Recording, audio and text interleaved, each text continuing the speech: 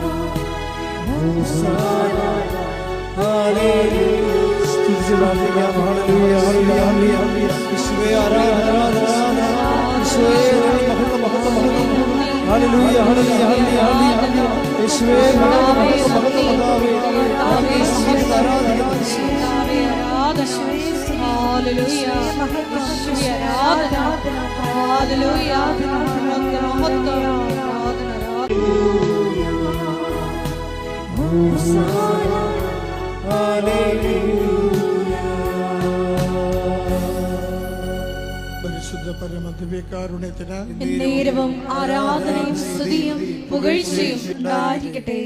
പരിശുദ്ധ പരമദിവ്യകാരുണ്യത്തിന് നേരവും ആരാധനയും സ്തുതിയും പുകഴ്ചയും ഉണ്ടായിരിക്കട്ടെ.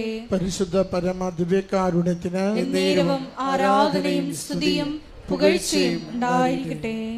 അമ്മേ പരിശുദ്ധ അമ്മേ, അമ്മേ പരിശുദ്ധ അമ്മേ, ദൈവമാതാവേ, കൃപാസനത്തിലൂടെ ഞങ്ങൾക്കും ഞങ്ങളുടെ ദേശത്തിനും അമ്മ മാധ്യസ്ഥം തേടിത്തന്ന എല്ലാ അനുഗ്രഹങ്ങൾക്കും കൃപകൾക്കും ഞങ്ങളിപ്പോൾ ഹൃദയം നിറഞ്ഞ നന്ദി പറയുന്നു. ഒരുമിച്ച് സ്തുതിച്ച് പ്രാർത്ഥിക്കാം. ഹല്ലേലൂയ.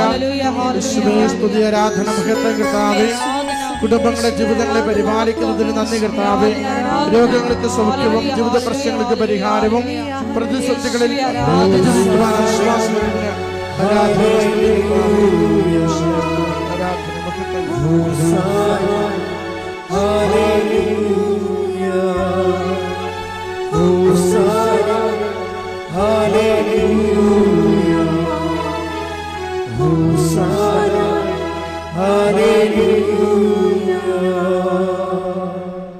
പരിശുദ്ധ പരമദിവ്യകാരുണ്യത്തിന് നേരവും ആരാധനയും സ്തുതിയും പുകഴ്ചയും ഉണ്ടായിരിക്കട്ടെ. പരിശുദ്ധ പരമദിവ്യകാരുണ്യത്തിന് നേരവും ആരാധനയും സ്തുതിയും പുകഴ്ചയും ഉണ്ടായിരിക്കട്ടെ. പരിശുദ്ധ പരമദിവ്യകാരുണ്യത്തിന് നേരവും ആരാധനയും സ്തുതിയും പുകഴ്ചയും ഉണ്ടായിരിക്കട്ടെ. അമ്മേ പരിശുദ്ധ അമ്മേ, അമ്മേ പരിശുദ്ധ അമ്മേ, ദൈവമാതാവേ, 2004 ഡിസംബർ 7-ാം തീയതി ഉച്ചകഴിഞ്ഞ് 2:30 കൃപാസനത്തിൽ സംഭവിച്ച അമ്മയുടെ പ്രത്യക്ഷപ്പെടലിനെ കുറിച്ച് തിരുസഭയ്ക്ക് സമർപ്പിച്ചിരിക്കുന്ന പഠനരേഖകളുടെ വസ്തുനിഷ്ഠവും ദൈവശാസ്ത്ര പ്രകാരമുള്ളതുമായ അന്വേഷണ പഠനങ്ങൾ നടത്തി ആ പ്രത്യക്ഷപ്പെടലിലൂടെ പ്രകടമായ ദൈവമാതാവിന്റെ പ്രത്യേക കരുതലും സംരക്ഷണവും വെളിപ്പെടുത്തുന്ന പീഡിതരുടെ ആശ്വാസവും പ്രവാചകന്മാരുടെ രാജ്ഞിയും വാഗ്ദാനത്തിന്റെ പേടകവും പ്രപഞ്ച പ്രകൃതിയുടെ മാതാവുമായ പരിശുദ്ധ അമ്മയുടെ ഭക്തി തിരുസഭയിൽ കൂടുതൽ പ്രചരിച്ച് ജീവിതത്തിന്റെ ദുരിത ദുരന്ത അവസ്ഥകളെ അകപ്പെട്ട് കഴിയുന്ന അനേകായിരം മക്കൾക്ക് ദൈവത്തിന്റെ സാന്നിധ്യവും സന്ധിപ്പും കൂടുതൽ അനുഭവിക്കുക വഴി ആത്മീയ വിശുദ്ധിയും ദൈവശക്തിയും കൈവരിക്കുവാൻ ഞങ്ങളുടെ കുടുംബങ്ങളെ ഇടയാക്കണമേ. ഒരുമിച്ച് സ്തുതിക്കാം. ഹല്ലേലൂയ, ഹല്ലേലൂയ, ആരാധനയെ സമർപ്പിച്ച് പ്രാർത്ഥിക്കുന്നു. യോഗങ്ങളെ സമർപ്പിച്ച് പ്രാർത്ഥിക്കുന്നു. ഈശോയെ ആശീർവദിക്കണമേ, രോഗങ്ങൾക്ക് സൗഖ്യം നൽകണമേ, പ്രശ്നങ്ങൾക്ക് പരിഹാരം നൽകണമേ, സഹായത്താൽ പരിഹാരം സമയത്തിരിക്കുന്ന ജീവിതങ്ങളെ അനുഗ്രഹിക്കണമേ. ഹല്ലേലൂയ. സ്തുതി കർത്താവേ, ആരാധന മഹത്വം കർത്താവേ, സ്തുതി കർത്താവേ, ആരാധന. ഹോസാന ഹല്ലേലൂയ, ഹോസാന ഹല്ലേലൂയ, ഹോസാന ഹല്ലേലൂയ, ഹോസാന ഹല്ലേലൂയ.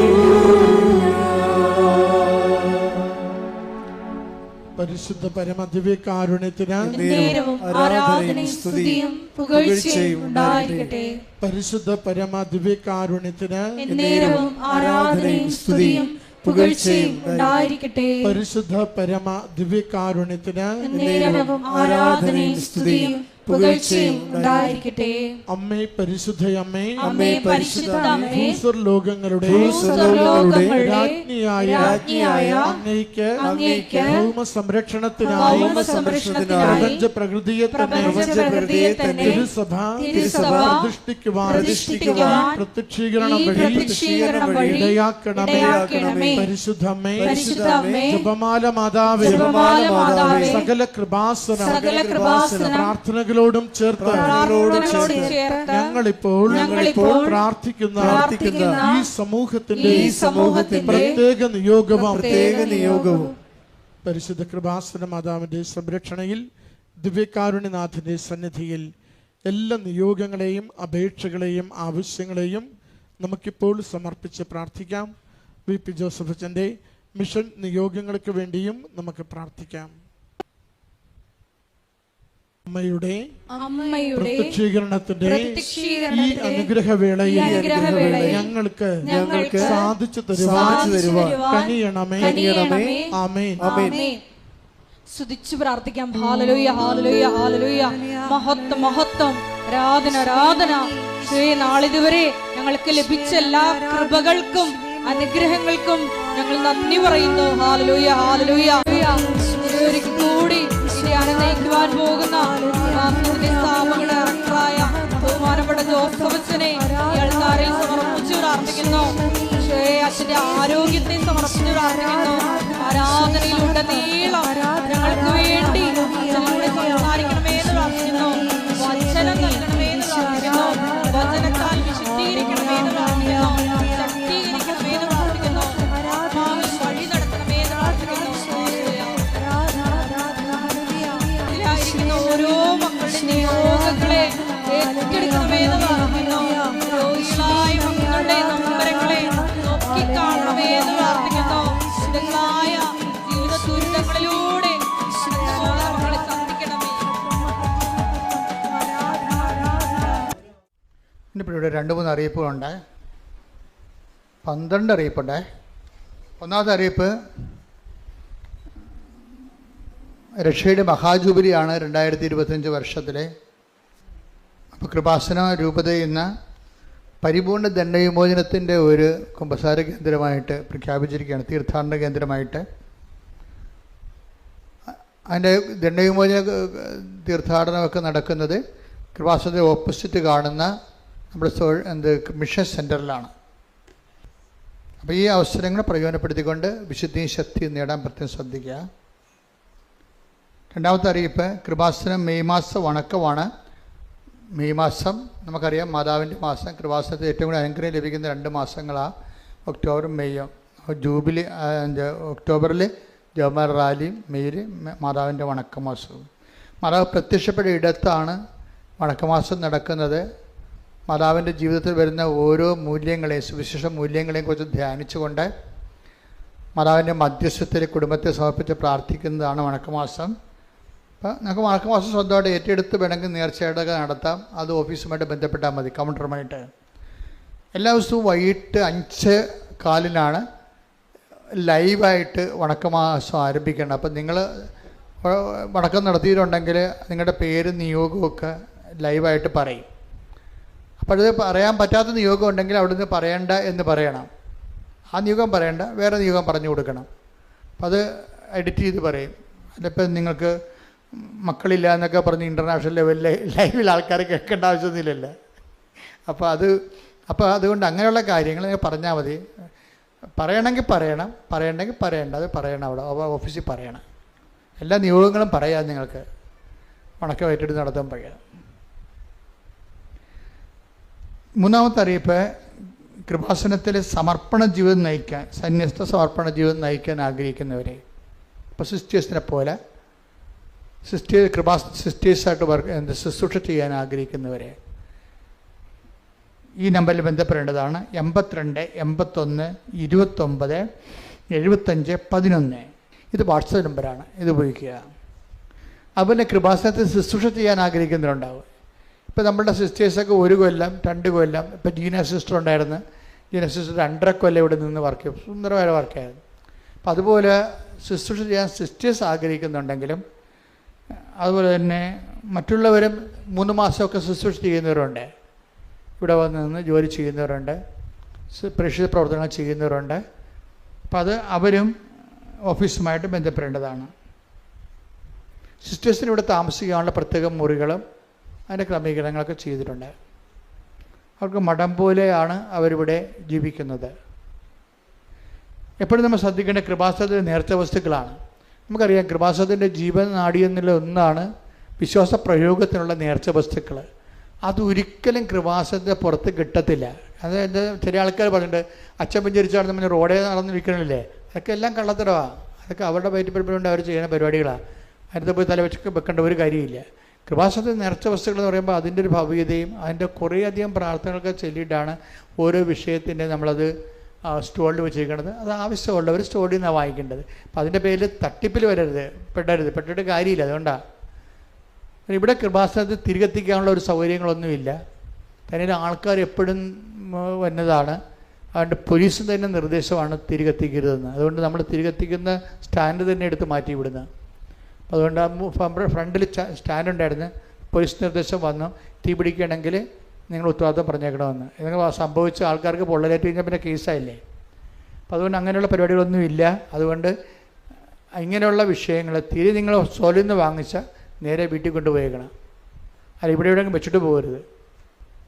അവൻ്റെ കൃപാസനത്തിൻ്റെ പേരിൽ കുറേ പിരിവുകളൊക്കെ നടക്കുന്നുണ്ട്. ഇവിടുന്ന് ഒരു പിരിവും ആരെയും ചുമതലപ്പെടുത്തിയിട്ടില്ല.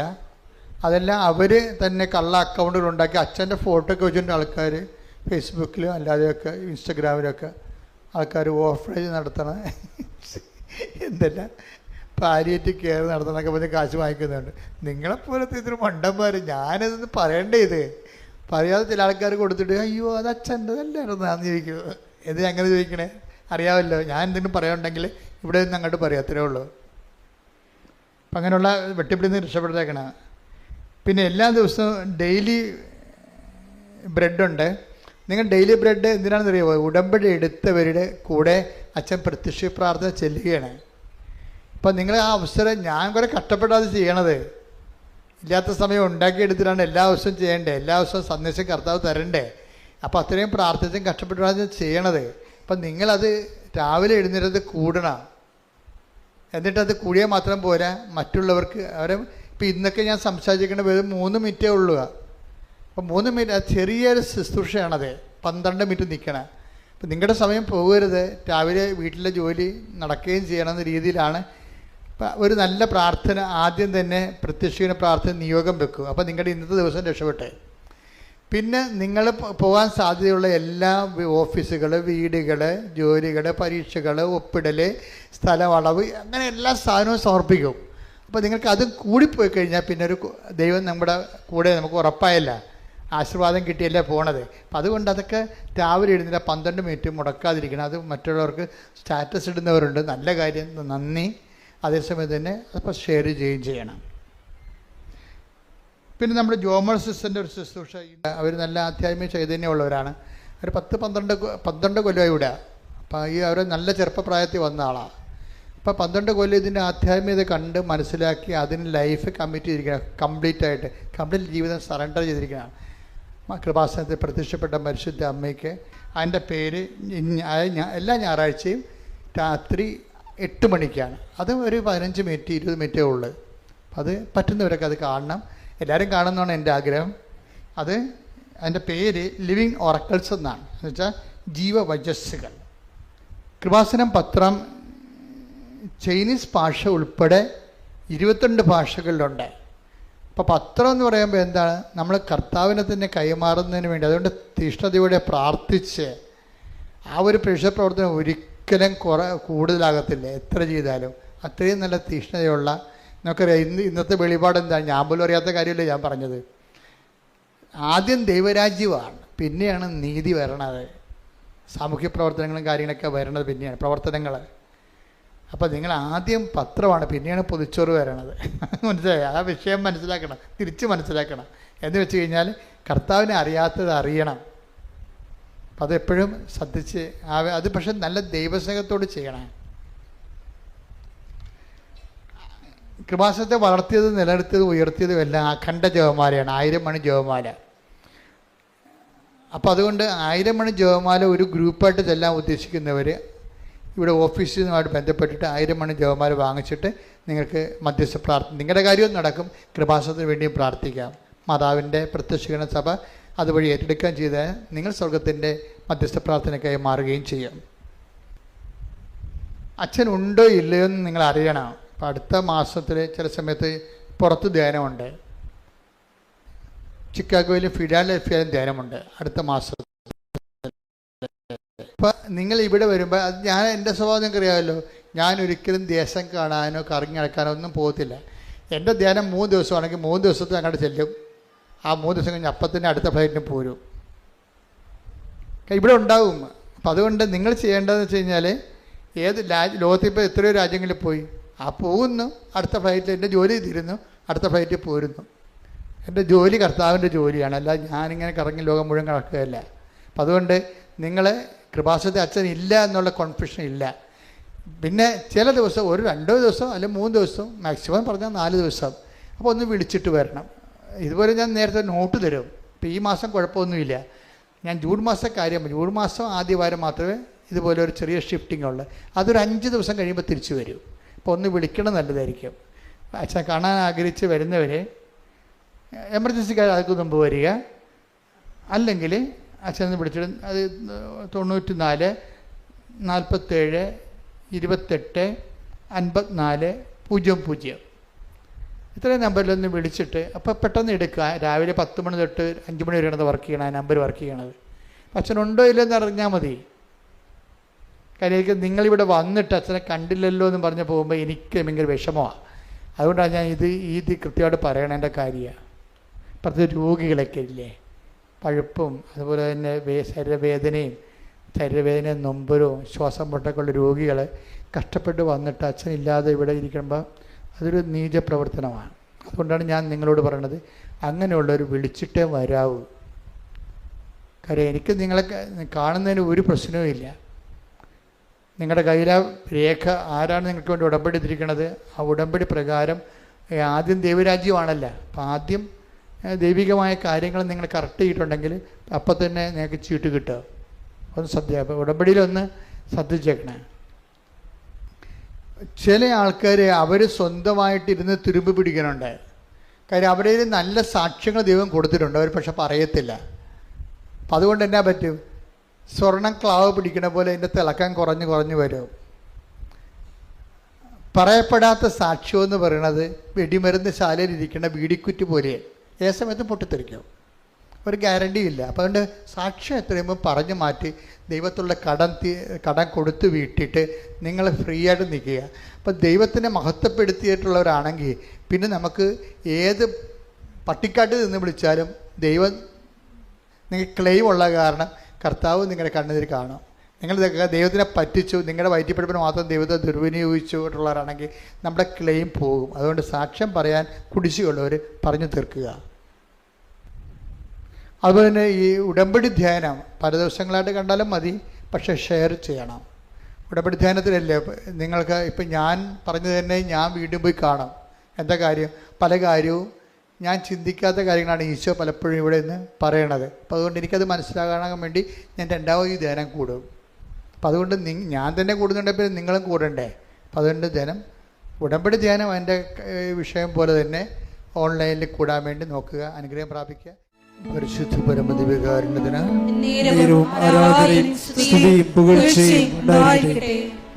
പരിശുദ്ധ പരമദിവ്യകാരുണ്യത്തിന് പരിശുദ്ധ പരമദിവ്യകാരുണ്യത്തിന്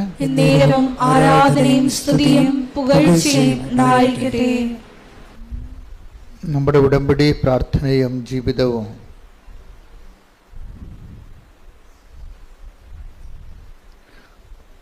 ഓരോ ദിവസവും ആൾക്കാർ പറയുന്ന സാക്ഷ്യങ്ങൾ പരിശോധിക്കുമ്പോൾ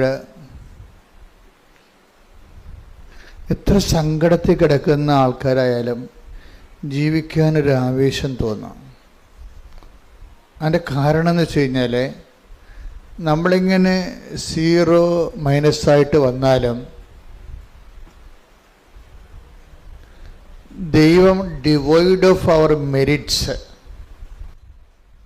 നമ്മുടെ യോഗ്യത കണക്കാക്കാതെ നമുക്ക് സങ്കല്പിക്കാൻ പറ്റാത്ത രീതിയിൽ വരെ ലിഫ്റ്റ് ചെയ്യുന്ന സാക്ഷ്യങ്ങൾ ശരിക്കും നമുക്ക് വല്ലാത്ത പ്രത്യാശ തരാനുണ്ട്. ഈ ദിവസങ്ങളിൽ ഏതാണ്ട് ഒരേ സ്വഭാവത്തിലുള്ള 2 സാക്ഷ്യങ്ങൾ വന്നായിരുന്നു. വിഷയം ഒന്നാണ്, 2 വ്യക്തികൾക്ക് 2 രാജ്യങ്ങൾ സംഭവിക്കുന്നതാണ്. വിഷയം ഒന്നാണ്, ഒരു GNM നേഴ്സ്, നേഴ്സിംഗ് അസിസ്റ്റൻ്റ്. അപ്പോൾ നേഴ്സിംഗ് അസിസ്റ്റൻ്റിൻ്റെ കാര്യം അറിയാമല്ലോ, അവർക്ക് കുറച്ച് കഷ്ടപ്പാടാണ്. അവർക്ക് കുറേ അധികം വർക്ക് ലോഡ് വരും. പിന്നെ എല്ലാവരും അവരുടെ പേര് ഭരിക്കാൻ ചെല്ലും. അവരുടെ മുകളിൽ നേഴ്സുണ്ട്, ഡോക്ടറുണ്ട്, കുറേ ആൾക്കാരുണ്ട്. അപ്പോൾ അവരുടെ വർക്ക് കുറേ വർക്ക് ചെയ്ത് കഴിയുമ്പോൾ അവർക്ക് സങ്കടം വരും. എങ്ങനെയെങ്കിലും ഇതിൽ നിന്ന് മാറി ഒന്ന് രജിസ്റ്റേർഡ് നേഴ്സായാൽ കൊള്ളാമെന്ന്. പക്ഷെ അതിനൊക്കെ പല പല പരീക്ഷകളൊക്കെ എഴുതണം, അതിനുള്ള കഴിവുണ്ടാകത്തില്ല. അപ്പം അങ്ങനെ 2 കേസുകൾ ഈ പ്രാവശ്യം വന്നു. ഒരു കേസെന്ന് പറയുന്നത് സിൽവിയ എന്ന് പറഞ്ഞ ഒരു നേഴ്സിൻ്റെ സാക്ഷ്യമാണ്. അതുപോലെ ഹസ്ബൻഡ് റിജോ. അപ്പോൾ അവർ ഇതുപോലെ GNM ആണ്, ആസ്ട്രേലിയയിലാണ് വർക്ക് ചെയ്യണത്. ആസ്ട്രേലിയയിൽ പോകുന്നതിന് വേണ്ടി അവർ രജിസ്റ്റേർഡ് നേഴ്സാകാൻ വേണ്ടിയാണ് മാതാവിൻ്റെ അടുത്ത് ഉടമ്പടി ചെയ്തിരിക്കുന്നത്, പ്രാർത്ഥിച്ചിരിക്കുന്നത്. പക്ഷേ വിഷയം എന്താ വെച്ച് കഴിഞ്ഞാൽ അതിൻ്റെ അകത്തൊരു ടെസ്റ്റ് വരണത്, ഇവർ പ്രാർത്ഥിച്ച കാര്യം മറന്നുപോകും. കാര്യം മറന്നു പോകേണ്ടതിൻ്റെ കാരണം, ഇപ്പം നമ്മൾ എന്താണ് ഈ വിഷയങ്ങൾ മറന്നു പോകാൻ കാരണം? നമ്മളത് രജിസ്റ്റർ ചെയ്യാത്ത കൊണ്ടാണ്, അല്ലേ? നമ്മുടെ തലയിൽ അത് രജിസ്റ്റർ ചെയ്യാത്ത കാര്യങ്ങളല്ലേ മറന്നു പോണത്. എന്തുകൊണ്ടാണ് ഇവർ GNM മാറിയിട്ട് രജിസ്റ്റർ നേഴ്സ് ആകണമെന്ന് മാതാവിനോട് പറഞ്ഞ കാര്യം ഇവർ മറന്നുപോയി. കാര്യം എന്താണ്? അത് നടക്കത്തില്ലെന്ന് ഇവർ തന്നെ. കാര്യം അതിന് കുറേ പരീക്ഷകളൊക്കെ ഉണ്ടല്ലോ. ആ പരീക്ഷകൾ എഴുതാനുള്ള കപ്പാസിറ്റി അവർക്ക് ഇല്ലാത്തത് കൊണ്ട് അവർ 200 ആപ്ലിക്കേഷൻസ് പലയിടത്തായിട്ട് വെച്ചിട്ടുണ്ട്. 200 റിജക്റ്റ് ചെയ്ത് പോയി. അപ്പോൾ എത്രയോ വർഷമെടുത്ത്. റിജക്ഷൻ റേറ്റ് എന്ന് പറഞ്ഞാൽ 10-20 അല്ലേ, 200 ആപ്ലിക്കേഷൻസ് വെച്ചിട്ട് 200 പല രാജ്യങ്ങളിൽ പല ഹോസ്പിറ്റലിൽ റിജക്റ്റ് ആയത് കൊണ്ടാണ് ഇത് കിട്ടാക്കനിയാണ് എന്ന് വിചാരിച്ചുകൊണ്ട് അവർ രജിസ്റ്റർ ചെയ്യാതെ, തലയിൽ മെമ്മറിയിൽ രജിസ്റ്റർ ചെയ്യാതെ അത് മറന്നുപോയി. അങ്ങനെ ഒരു സംഭവം മാതാവിനോട് പറഞ്ഞിട്ടുണ്ടെന്നുള്ള കാര്യം മറന്നുപോയി. അപ്പോൾ നമ്മൾ തന്നെ അതിനൊരു മെറിറ്റ് ഇല്ല ശരിക്കും. കാര്യം നമ്മൾ ആ വിഷയം മറന്നുപോയല്ലോ. ഉടമ്പടിയിലുള്ള വിഷയം എന്ന് പറയുന്നത്, ചില കാര്യങ്ങൾ നമ്മൾ മറന്നാലും ദൈവം മറക്കത്തില്ല. അതാണ് ഞാൻ പറഞ്ഞത്, ഓരോ ദിവസങ്ങളിലും ഉടമ്പടി വിസ്മയമാണെന്ന് പറഞ്ഞതിൻ്റെ കാരണം ഇതാണ്. ഒരു ദിവസം അവർ പ്രാർത്ഥിച്ചുകൊണ്ട് ഇങ്ങനെ ആകാശത്തേക്ക് ചുമ്മാ നോക്കിയപ്പോൾ 11 എഴുതി കാണിച്ച്. നമ്മൾ വേറെ ഒരു അനുഭവങ്ങളിലും കേൾക്കാത്ത ചില അനുഭവങ്ങളാണ് ഈ ഉടമ്പടിയിലുള്ളത്. അതായത് ഈ ദൈവം ആ ഉടമ്പടി, തൻ്റെ ഉടമ്പടിയിൽ തന്നോട് കൂടെ ജീവിക്കുന്ന ആളിൻ്റെ കൂടെ അങ്ങ് ജീവിച്ചേക്കുകയാണ്. അവരുടെ വിഷയം ഏറ്റവും സീരിയസ് ആയിട്ട് എടുത്തിട്ട് നമ്മളുടെ വിഷയം നമ്മൾ മറന്നാലും മാതാവ് അത് മറക്കാതെ, ശരിക്കും പറഞ്ഞാൽ അതൊക്കെ ഓർക്കുമ്പോഴല്ല ഈ വിശ്വാസ ജീവിതം എന്ന് പറയണതേ ഒരു വല്ലാത്ത പ്രത്യാശയാണ് നമുക്ക് തരണത്. ഒന്ന് വൃത്തിയും വിനയമായിട്ട് ദൈവതിരുസന്നിധി നിന്നാൽ മതി. ദൈവതിരുസന്നിധിയിലെ ആൾക്കാർക്ക് പറ്റണത്, ഇപ്പം ഇവർ മറന്നു പോകുമ്പോഴും ഈ സിൽവിയ റിജോ ദമ്പതികൾ അവർ ഉടമ്പടി ജീവിതം അവരുടേത് കറക്റ്റാണ്. അവരുടെ ഇൻറ്റൻഷൻസ് നിയോഗങ്ങളാണ് മറന്നത്. പക്ഷെ അവർ ഉടമ്പടിയുടെ നിബന്ധനകൾ മറന്നിട്ടില്ല. അത് കഴിഞ്ഞ പ്രാവശ്യം ഞാൻ പറഞ്ഞു തരുന്നത്, നമ്മളുടെ നിയോഗങ്ങൾ നമ്മൾ ദൈവത്തിരുസന്നിധി വെച്ച് കഴിഞ്ഞാൽ പിന്നെ നമുക്ക് മറന്നാൽ കുഴപ്പമൊന്നുമില്ല. എന്താ കാര്യം? അത് ദൈവം അത് ഓർത്തുള്ളൂ. നമ്മൾ ഓർക്കേണ്ട കാര്യം എന്താ? ദൈവത്തോട് നമ്മൾ ചെയ്തിട്ടുള്ള വാഗ്ദാനങ്ങൾ, നിബന്ധനകളാണ് നമ്മൾ ഓർക്കേണ്ടത്, അല്ലേ? ചില ആൾക്കാർ എന്നാ വരുമെന്നറിയാവോ? നിയോഗം ഓർക്കും, നിബന്ധന മറന്നു. അങ്ങനെയൊക്കെ ഒരു സംഭവമുണ്ട്. ശരിക്കും പറഞ്ഞാൽ നേരെ മറിച്ച സംഭവിക്കേണ്ടത്. എന്താ ചെയ്യേണ്ടത്? നമ്മൾ നിയോഗം മറന്നു പോകണം. എന്താ കാര്യം? അത് ഏൽപ്പിക്കേണ്ട സ്ഥാനത്ത് നമ്മൾ കരുത്താർന്ന് കയ്യിൽ ഏൽപ്പിച്ചിട്ടുണ്ട്. നമ്മൾ ഓർക്കേണ്ടത് എന്താണ്? നിബന്ധന. പക്ഷേ പലർക്കും സംഭവിക്കേണ്ടത് എന്താണ്? അവർ നിബന്ധന മറന്നു പോകും. എന്താ ഓർക്കണേ? നിയോഗം എപ്പോഴും ഓർത്തുകൊണ്ടിരിക്കും. നിങ്ങളൊന്ന് ചിന്തിക്കണേ, ഇതൊരു ഉടമ്പടി ധ്യാനമാണ്. അപ്പം നിങ്ങളെപ്പോഴും നിബന്ധന മറന്നുപോയോ അതോ നിയോഗമാണ് മറന്നതെന്ന് ചിന്തിക്കണം. നിയോഗമാണ് മറന്നു പോയെങ്കിൽ നല്ലതാണ്. എന്താ കാര്യം? അത് ദൈവം ഓർത്തുകൊള്ളും. ഇപ്പം സിൽവിയയുടെ കാര്യത്തിലേ അവളത് മറന്നുപോയി, നിയോഗം മറന്നുപോയി. കാര്യം അവൾക്ക് അതിനുള്ള കപ്പാസിറ്റി ഇല്ല, രജിസ്റ്റേർഡ് നേഴ്സിൻ്റെ.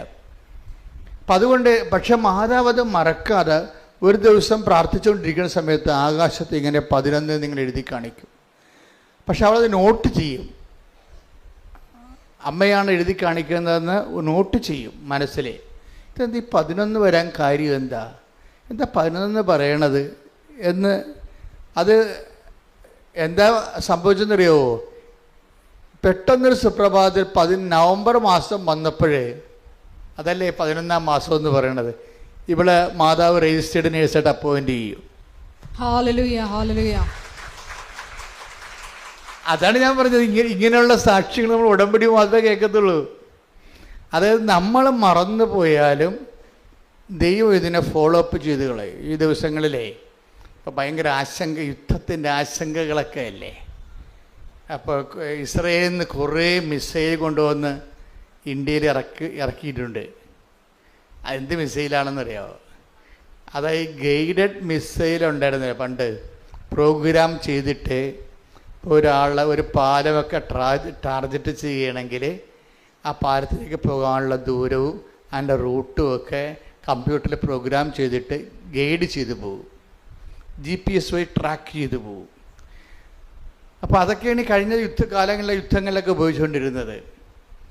അപ്പോൾ അതിൻ്റെ ഒരു കുഴപ്പമെന്ന് പറയണത് GPS വർക്ക് ചെയ്തില്ല എന്നുണ്ടെങ്കിൽ ഇത് വർക്ക് ചെയ്യത്തില്ല, ദിശ മാറിപ്പോകും.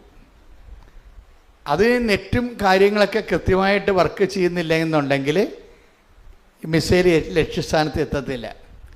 ഇപ്പം ഇറക്കുമതി ചെയ്തിരിക്കുന്ന മിസൈൽ എന്താണ്? GPS വർക്ക് ചെയ്തില്ലെങ്കിലും ഇത് തന്നെത്താൻ തന്നെ ട്രാക്ക് ചെയ്തു പോകും. GPS-ൻ്റെ ആവശ്യമില്ല. ഈ ഉടമ്പടി ഏതാണ്ട് ഇതുപോലൊരു ഏർപ്പാടാണ്. അത് നമ്മൾ മറന്നു പോയാലും ദൈവം അത് ഓർത്തുകൊണ്ട് അതിൻ്റെ ലക്ഷ്യങ്ങളിലേക്ക് നമ്മളെ കൊണ്ട് എത്തിക്കും. നമ്മൾ മറന്നു പോകാത്ത കാര്യം എന്താ? പോകരുതാത്ത കാര്യം എന്താണ്? ദൈവത്തോട് ചെയ്തിട്ടുള്ള നിബന്ധനകളെ മറന്നു പോകരുത്. അതിവർ ഈ സിൽവിയയും റിജോയും ആ ഒരു ടൈപ്പ് പാർട്ടിയാണ്.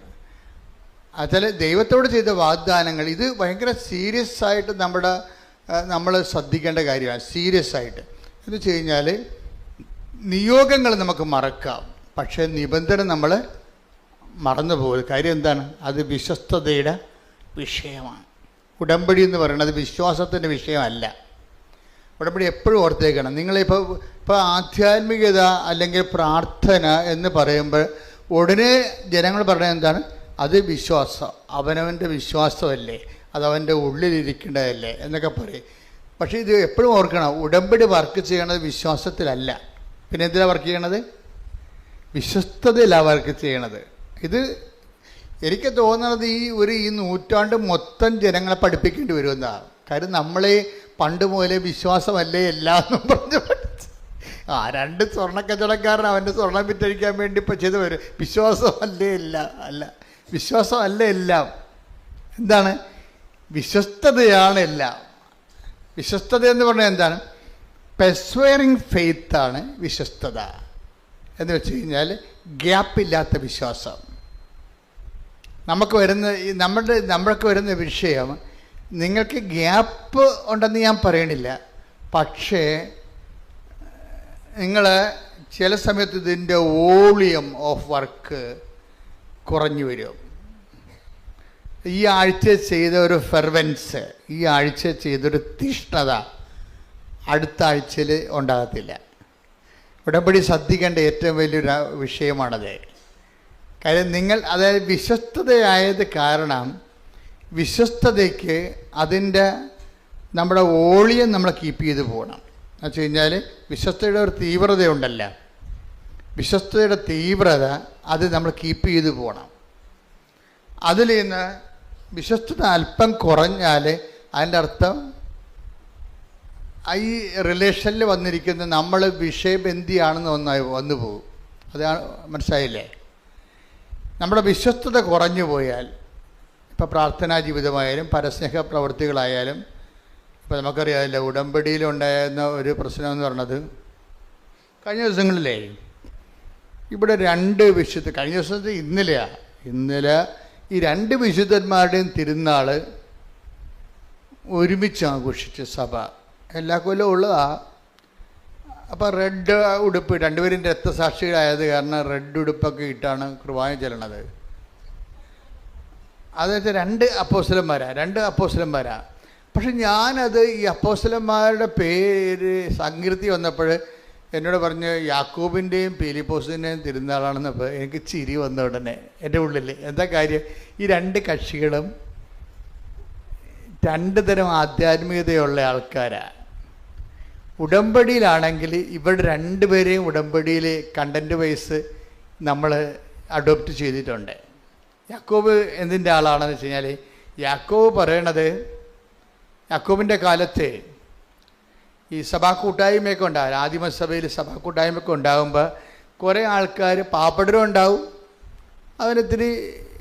ഇത്തിരിയൊക്കെ ശേഷിയുള്ളവരും ഉണ്ടാവും. പക്ഷേ അവർക്കാർക്കും ഈ ക്രിസ്തുവിനെ സ്വീകരിക്കുക എന്നുള്ള കാര്യത്തിൽ അത് മാത്രമാണ് വിശ്വാസം എന്നുള്ള രീതിയിൽ വിശ്വാസത്തിന് മറ്റു തരത്തിലുള്ള മാനങ്ങളെക്കുറിച്ച് അവർക്ക് അത്രയ്ക്ക് ഐഡിയ ഇല്ല ആദിമസഭയിൽ വന്നാണ്. അപ്പം അതുകൊണ്ട് ആൾക്കാരൊക്കെ ഇങ്ങനെ മഞ്ഞുകാലത്തൊക്കെ തണുപ്പൊക്കെ കയറി പ്രാർത്ഥനാക്കൂട്ടത്തിൽ വന്നു കഴിഞ്ഞാൽ അവിടെ ഇരിക്കുന്ന ആൾക്കാർ പറയും, തണുപ്പാണല്ല, പോയി തീ കായാൻ പാടില്ലെന്ന് ചോദിക്കും. അപ്പോൾ ഈ യാക്കോബ് ഇത് കേട്ടിട്ട് പറയും, ഇവനെന്ത് മണ്ടനാ, തീ കായാൻ വായി കിടക്കുന്ന നാക്കുകൊണ്ട് തണുത്ത് വിറച്ച് വരുന്നതിനോട് തീ കായാൻ പറയാൻ ആർക്കാ പറ്റാത്തത്? ആർക്കും പറ്റും. അതിന് കെട്ടിയെടുത്ത് ക്രിസ്ത്യാനിയാകേണ്ട, വിശ്വാസം സ്വീകരിക്കേണ്ട കാര്യമില്ല. അതല്ല, നീ തീ കൂട്ടി കൊടുത്തിട്ട് അവന് ആശ്വാസം കൊടുക്കണം, പ്രാക്ടിക്കലായിരിക്കണമെന്ന് പറയും. അതുപോലെ തന്നെ വിശന്ന് വരുന്നവനോട് പറയും ഭക്ഷണം കഴിക്കാൻ പറയും, പുറത്തു പോയി. ഇപ്പം നിങ്ങൾ വിശന്ന് വരികയാണ്, എന്നാൽ നിങ്ങൾക്ക് കടയിൽ പോയി ഭക്ഷണം കഴിക്കാൻ പറഞ്ഞാൽ അതാർക്കാ പറയാൻ പറ്റാത്തത്?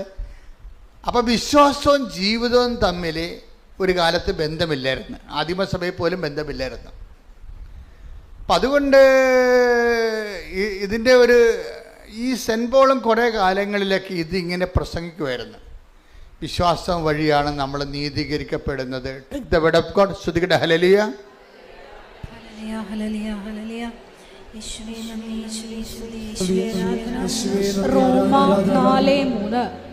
റോമാക്കാർക്ക് എഴുതിയ ലേഖനം അല്ല, അത് ആദ്യത്തെ ലേഖനമാണിത്. സുവിശേഷങ്ങൾ എഴുതണം മുമ്പ് എഴുതിയിട്ടുള്ള ലേഖനമാണ്. 55 കർത്താവ് മരിക്കണത് 32, അതുപോലെ തന്നെ അതിനുശേഷം 50, 18 ഈ 18, 5, 23 കൊല്ലം കഴിഞ്ഞപ്പോൾ എഴുതിയ പുസ്തകമാണ് ഈ റോമാക്കാരുടെ ലേഖനം. അപ്പം ആദിമസഭയുടെ ഒരു കാലമാണ്. അപ്പം അവിടെ എന്താ പറയുന്നത്? അപ്പോൾ എന്താ പറഞ്ഞിരിക്കുന്നത് വിശ്വാസത്തെക്കുറിച്ച്? പറഞ്ഞേ. അബ്രഹാം ദൈവത്തിൽ വിശ്വസിച്ചു. ഒന്ന് പറഞ്ഞേ. അബ്രഹാം ദൈവത്തിൽ വിശ്വസിച്ചു. അപ്പോൾ ആദിമസഭയുടെ ആദ്യകാലങ്ങളിലുള്ള വിശ്വാസത്തിൻ്റെ മാനങ്ങളൊക്കെ ഉണ്ടല്ലേ? എന്താണ്? അബ്രഹാം ദൈവത്തിൽ വിശ്വസിച്ചു. അത് അവന് നീതിയായി പരിഗണിക്കപ്പെട്ടു. അപ്പൊ വിശ്വസിച്ചാൽ മാത്രം മതി എന്നുള്ള രീതിയാണ്. വിശ്വസിച്ചാൽ മാത്രം മതി എന്നാണ്. ഇത് പറഞ്ഞുകൊണ്ട് കുറേ നാളിങ്ങനെ പൗലോസ് നടക്കുമായിരുന്നു. കാര്യം വെച്ച് കഴിഞ്ഞാൽ പൗലോസിൻ്റെ ഉദ്ദേശം എന്ന് പറയുന്നത് ഫസ്റ്റ് ടൈം ഗോസ്പൽ കേൾക്കുന്ന ആൾക്കാരാണ്. ആ യഹൂദന്മാരൊന്നും അല്ല. യഹൂദന്മാർക്ക് ഗോസ്പൽ ദൈവവചനം അറിയാം. അപ്പോൾ ദൈവവചനം അറിയാൻ പാടില്ലാത്ത ആൾക്കാരാണ് റോമിലൊക്കെ ഉള്ളത് അന്നത്തെ കാലത്ത്. അപ്പോൾ അവരോട് പറഞ്ഞ് നിങ്ങൾ ജസ്റ്റ് ഫെയ്ത്ത്, ജസ്റ്റ് ബിലീവ് എന്ന് പറയും. ഗെറ്റ് സേവ്ഡ്, വിശ്വസിക്കുക രക്ഷ പ്രാപിക്കുക എന്ന് പറയും. അതാണ് ആദ്യകാലങ്ങളിൽ പറഞ്ഞുകൊണ്ട് നടന്നത്. പക്ഷേ യാക്കോബിൻ്റെ കാലം വന്നപ്പോൾ യാക്കോബ് പറഞ്ഞു ഈ പൗലോസ് പറയണ അത്ര ശരിയല്ലല്ല. എന്താ കാര്യം? കർത്താവിൻ്റെ മൈൻഡ് സെറ്റ് അങ്ങനെ അല്ല. ഈ പൗലോസ് അപ്പോസ്തലൻ കർത്താവിൻ്റെ കൂടെ നടന്നിട്ടില്ലല്ലോ. ഇപ്പം കർത്താവിൻ്റെ കൂടെ നടന്നത് ആരാണ്? യാക്കോബാണ് നടന്നത്. അപ്പം യാക്കോബ് പറയും ഈ കർത്താവിൻ്റെ കൂടെയുള്ള വിയർപ്പും ഗന്ധവും ഒക്കെ അറിഞ്ഞ ഞങ്ങളാണ്.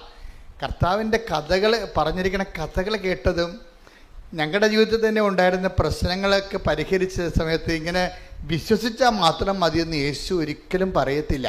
യേശുവിൻ്റെ മൈൻഡ് സെറ്റ് അതല്ല, ഉള്ളിലിരിപ്പ് അതല്ല. അതിന് പത്രോസ് പറഞ്ഞു ഞങ്ങളൊക്കെ കേട്ടിരിക്കുന്നത് സമറിയക്കാരുടെ കഥകളാണ്, അല്ലാതെ പൗലോസൊന്നും കേട്ടിട്ടില്ല കർത്താവിൻ്റെ വായിൽ നിന്ന്. ഞങ്ങൾ സമറിയക്കാരൻ്റെ കഥകൾ ഞങ്ങളോട് കർത്താവ് പറഞ്ഞിട്ടുണ്ട്. എന്താണ്? ഒരു സമറിയക്കാരൻ ഒരു വഴിയെ ഒരു യാത്ര ചെയ്തുകൊണ്ട് പോകുന്ന സമയത്ത് ഒരാൾ കള്ളന്മാരുടെ കയ്യിൽ അകപ്പെട്ട്, അതുപോലെ തന്നെ ഒന്ന് വായിച്ചാലോ, ലൂക്കാ 10:30. ഒരുവൻ ജെറുസലേമിൽ നിന്ന് ജെറീക്കോയിലേക്ക് പോവുകയായിരുന്നു. അവൻ കവർച്ചക്കാരുടെ കയ്യിൽ പെട്ടു. അവർ അവന്റെ വസ്ത്രങ്ങൾ ഉരിഞ്ഞെടുത്ത് അവനെ പ്രഹരിച്ച് അർദ്ധപ്രാണനാക്കിയിട്ട് പോയി കളഞ്ഞു. ഒരാളെ ഉപദ്രവിച്ചിട്ട് അയാളെ ഉള്ളതെല്ലാം കൊള്ളടിച്ചിട്ട് അയാളെ വഴിയരികെ തള്ളിയിട്ട് കള്ളന്മാർ പോയി. വായിച്ചോളൂ അടുത്തത്. ഒരു പുരോഹിതൻ ആ വഴിയെ വന്നു, പിന്നെ അതിന് ലേവായം വന്നു, പിന്നെ ആരാ വരണത്? എന്നാൽ ഒരു സമരിയാക്കാരൻ യഹൂദന്മാരുമായിട്ട് ഭയങ്കര ഉടക്കുള്ള പാർട്ടിയാണ്. പക്ഷേ ഈ ഉടക്കുള്ള പാർട്ടി വരുമ്പോഴും ഉടക്ക് ഒന്നും മനസ്സിൽ വെക്കാതെ ഈയിടെ കിടപ്പ് കണ്ടപ്പോഴേ, അതാണ് വിഷയം. ഉടക്ക് നേരത്തെ ഇവർ തമ്മിൽ വംശീയമായ ഉടപ്പ്, സമുദായ ഉടക്കൊക്കെ ഉള്ള ആൾക്കാരാണ്. പക്ഷേ ഏത് സമുദായ ഉടക്കുണ്ടായാലും പരസ്പര വിരുദ്ധരായാലും സുവിശേഷം സ്വീകരിച്ചു കഴിഞ്ഞാൽ അത് മറന്നിട്ട് എന്താണ് ഒരു മനുഷ്യൻ്റെ ആവശ്യം അതനുസരിച്ച് അവനെ ആശ്വസിപ്പിക്കാനുള്ള ബാധ്യത വിശ്വാസിക്കുണ്ടെന്നാണ് ഈശോ പറഞ്ഞു വെച്ചത്. അല്ലേ? വായിച്ചേ. എന്നാൽ ഒരു സമരിയാക്കാരൻ യാത്രാമധ്യേ അവൻ കിടന്ന സ്ഥലത്ത് വന്നു. അവനെ കണ്ട് മനസ്സലിഞ്ഞ് വിശ്വാസിക്ക് ഉണ്ടാകേണ്ട ഒരു വിഷയം, ഒരു സങ്കടകരമായ അവസ്ഥ കണ്ടാൽ വിശ്വാസിക്ക് ഉണ്ടാകേണ്ട ആദ്യ പ്രകടനം എന്താണ്? അവനെ കണ്ട് മനസ്സലിയണം. അല്ലെങ്കിൽ പറവോൻ്റെ ഹൃദയം പോലെ കഠിനമായി കഴിഞ്ഞാൽ വിശ്വാസിയായിട്ടും വലിയ കഥയൊന്നുമില്ല. അതാണ് വിഷയം. സുവിശേഷം വളരെ സിമ്പിളാണ്. ഞാൻ നിങ്ങളോടും ഇതിനകത്ത് ഒത്തിരി ന്യൂ കമേഴ്സ് ഉള്ളത് കൊണ്ടാണ് ഞാൻ ഇങ്ങനെ സിമ്പിളായിട്ട് പറയണത്. കേട്ടോളൂ, വായിച്ചോളൂ. മനസ്സലിഞ്ഞ് അടുത്തു ചെന്ന് എണ്ണയും വീഞ്ഞും ഒഴിച്ച് അവന്റെ മുറിവുകൾ വച്ചുകെട്ടി തന്റെ കഴുതയുടെ പുറത്ത് കയറ്റി ഒരു സത്രത്തിൽ കൊണ്ടുചെന്ന് പരിചരിച്ചു. അടുത്ത ദിവസം അവൻ സത്രം സൂക്ഷിപ്പുകാരന്റെ കയ്യിൽ 2 ദിനാറ കൊടുത്തിട്ട് പറഞ്ഞു, ഇവന്റെ കാര്യം നോക്കിക്കൊള്ളണം. കൂടുതലായി എന്തെങ്കിലും ചെലവാകുന്നെങ്കിൽ ഞാൻ തിരിച്ചു വരുമ്പോൾ തന്നുകൊള്ളാം. അപ്പൊ ഇതാണ് വിഷയം. ഒരു ബന്ധവുമില്ല, പരസ്പര ശത്രുത ഇരുന്നൊരു സമുദായമാണ്. എന്നിട്ട് പോലും അവൻ അടിപെട്ട് പോയാൽ അവനെ താങ്ങിക്കൊണ്ടുപോയി പരിചരിച്ചിട്ട് അതിന് എക്സ്ട്രാ വരുന്ന ചിലവുകളും ഇവൻ്റെ കാര്യം നോക്കിക്കൊള്ളണമെന്നാണ് പറഞ്ഞത്. അതാണ് അതിൻ്റെ അകത്ത് ഏറ്റവും മനോഹരമായ വാക്ക്. എന്താണ്? ഇവൻ ആ വചനം ഏതാ നമ്പർ വായിച്ചു? ലൂക്ക 10:35. ലൂക്ക 10:35 ഇതിൻ്റെ ഒരു സൗന്ദര്യം എന്ന് പറയണത്. എന്താണത്? ഇവന്റെ കാര്യം നോക്കി പറഞ്ഞ ഇവന്റെ കാര്യം നോക്കിക്കൊള്ളണം. അപ്പൊ വിശ്വാസം എന്ന് പറയുന്നത് എന്താണ്? വിശ്വാസം ഈശോ എന്താ പറഞ്ഞു വെക്കണത്? എബ്രഹാം വിശ്വസിച്ച് നീതിയായി പരിഗണിച്ചു എന്നല്ല പറയണത്. ഇവന്റെ കാര്യം നോക്കിക്കൊള്ളണം. നീ എന്ത് വിശ്വാസിയാണെന്ന് പറഞ്ഞാലും കുഴപ്പമില്ല, പക്ഷെ ഇവന്റെ കാര്യം നോക്കിക്കൊള്ളണം. നിന്റെ മുമ്പിൽ വീണ് കിടക്കുന്നവന്റെ കാര്യം നോക്കണം. അവനാണ് വിശ്വാസി എന്നാണ് പറഞ്ഞത്. ഇതാണ് യാക്കോബ് പഠിച്ചത്. പൗലോസ് അത് പഠിച്ചിട്ടില്ല. പൗലോസ് പഠിക്കാത്തത് കൊണ്ടാണ് പറഞ്ഞത് വിശ്വാസം മൂലം നീതീകരിക്കണം എന്ന് പറഞ്ഞതിൻ്റെ കാര്യം. യാക്കോബ് പറഞ്ഞ് നീതീകരിക്കത്തില്ല. യാക്കോബ് എന്താ പറഞ്ഞിരിക്കണമെന്ന് അറിയാവോ? 2:16 വായിച്ചേ. നിങ്ങളിൽ ആരെങ്കിലും ശരീരത്തിന് ആവശ്യമായത് അവർക്ക് കൊടുക്കാതെ സമാധാനത്തിൽ പോവുക, തീ കായുക, വിശപ്പടക്കുക എന്നൊക്കെ അവരോട് പറയുന്നെങ്കിൽ അതുകൊണ്ട് എന്ത് പ്രയോജനം?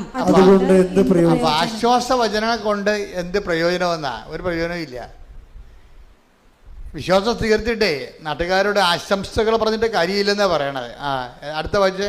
പ്രവൃത്തികൾ കൂടാതെയുള്ള വിശ്വാസം. 2:17 യാക്കോബിന്റെ എന്താ ഏറ്റു പറഞ്ഞ? പ്രവൃത്തികൾ കൂടാതെയുള്ള വിശ്വാസം അതിൽ തന്നെ നിർജീവമാണ്. ഇവിടെയാണ് യാക്കോബ് വെട്ടിത്തിരിക്കണത്. തേങ്ങ ഒട്ടക്കണ പോലെ ഒട്ടച്ചതി മാറ്റണം കണ്ടില്ലേ? 2 കഷ്ണമാക്കും. എന്താണ്? വിശ്വാസത്തെ 2ആയിട്ട് തിരിക്കും. എന്തു ചെയ്യും? ഒന്ന്, പ്രവൃത്തികൾ കൂടാതെയുള്ള വിശ്വാസം. പറഞ്ഞേ. പ്രവൃത്തികൾ കൂടാതെയുള്ള വിശ്വാസം അതിൽ തന്നെ നിർജീവമാണ്. അതാ വിഷയം.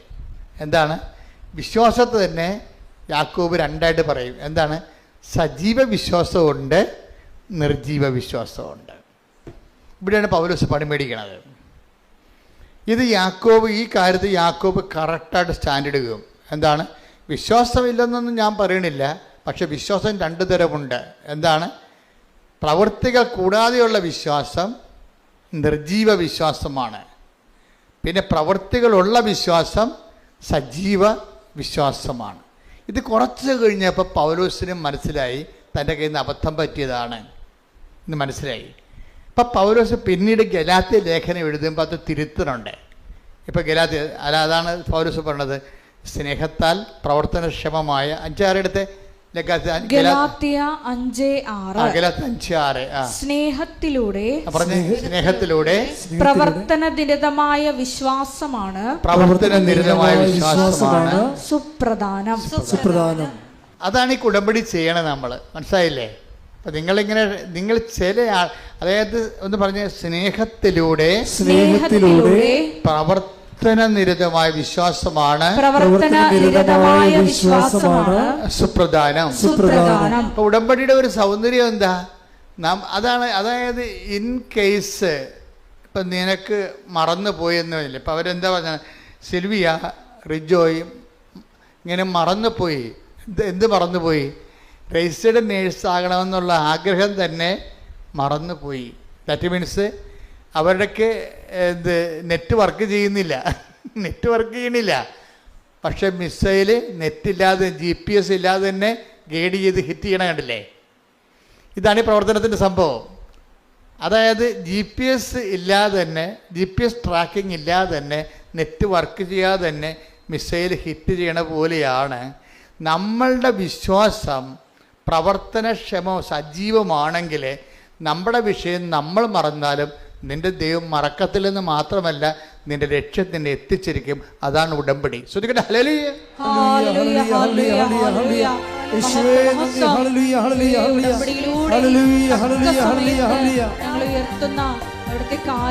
നന്ദി പറയുന്നു. വിശുദ്ധ പരമദിവ്യകാരുണ്യത്തിന് നമ്മൾ നേരത്തെ കണ്ട സിൽവിയയുടെ സാക്ഷ്യം പോലെ തന്നെ വേറൊരു സാക്ഷ്യമാണ്. അത് ഇതേ നേച്ചറിലുള്ള സാക്ഷ്യം. ആ സാക്ഷ്യം എന്ന് പറയുന്നത് ഡയാനയുടെ സാക്ഷ്യമാണ്. ഡയാന, അലക്സ്, ഇവർ ദമ്പതികളാണ്. നിങ്ങൾ ഈ സാക്ഷ്യം പറയുമ്പോഴേ എല്ലാവരും തന്നെ, ദൈവസ്നേഹമുള്ളവരെല്ലാവരും തന്നെ ഭർത്താവും ഭാര്യയും. ചിലപ്പോൾ ഭർത്താവ് വെറുതെ നിൽക്കുകയുള്ളൂ, പക്ഷേ അയാളെ കയറും, കുഞ്ഞുങ്ങളെയുമായിട്ട് കയറും.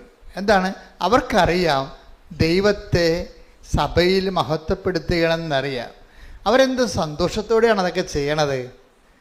ചില ആൾക്കാർ പന്നിയെ കപ്പലുകാരനെ പോലെ നിങ്ങൾ വാ മനുഷ്യ എന്ന് പറഞ്ഞാൽ ഭർത്താവ് വരത്തില്ല. പന്നിയെ കപ്പലുകാരനെ പോലെ അതായത് നമ്മൾ അങ്ങോട്ട് തള്ളിയാലേ ഇങ്ങോട്ട് വരത്തുള്ളൂ.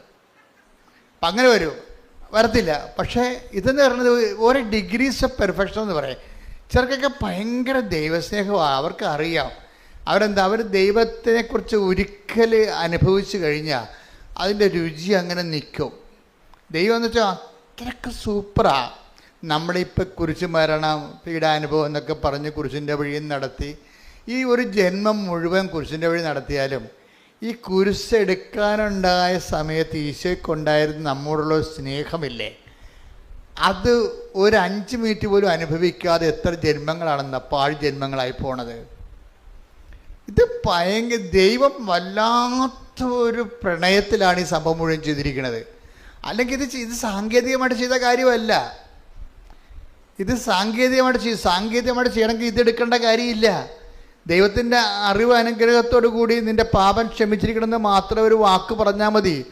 അത് പറയാതെ പാപത്തിന് പരിഹാരം എന്ന് പറയുന്ന നീതിയുള്ള ദൈവത്തിൻ്റെ ബോധങ്ങളിലുള്ളതാണെങ്കിൽ അതിന് സെൽഫായിട്ട് ഇൻവോൾവ് ചെയ്തുകൊണ്ട് പരിഹാരം ചെയ്യുന്നത് സ്നേഹത്തിൻ്റെ ഒരു പ്രകർഷമാണ്. ശരിക്കും പറഞ്ഞാൽ അത് മനസ്സിലാക്കി തരാനാണ് ഒന്ന് നമ്മൾ പ്രാർത്ഥിക്കേണ്ടത്. ഒന്ന് പ്രാർത്ഥിച്ചേ. കർത്താവായ ദൈവമേ, നീ ഞങ്ങളോട് കാണിച്ച സ്നേഹത്തിന്റെ സഹനങ്ങളിലെ സ്നേഹധാരകളെ മനസ്സിലാക്കുവാൻ, നിന്നെ മനസ്സിലാക്കുവാൻ ഞങ്ങൾക്ക് പ്രത്യേക അഭിഷേകം നൽകണമേ. സ്തുതിക്കട്ടെ. ഹല്ലേലൂയ, ഹല്ലേലൂയ, ഹല്ലേലൂയ, ആരാധന. ഹല്ലേലൂയ,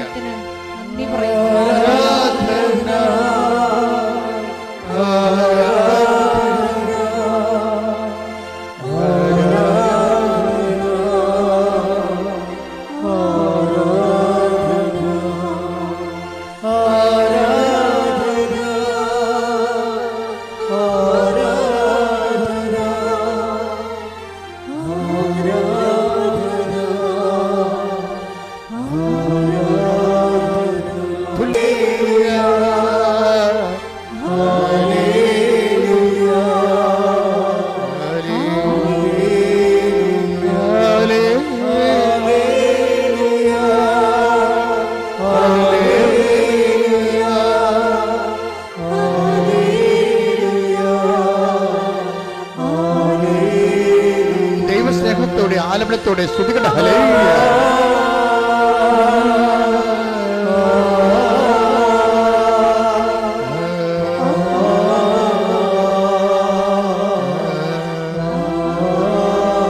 ആലംബനത്തോടെ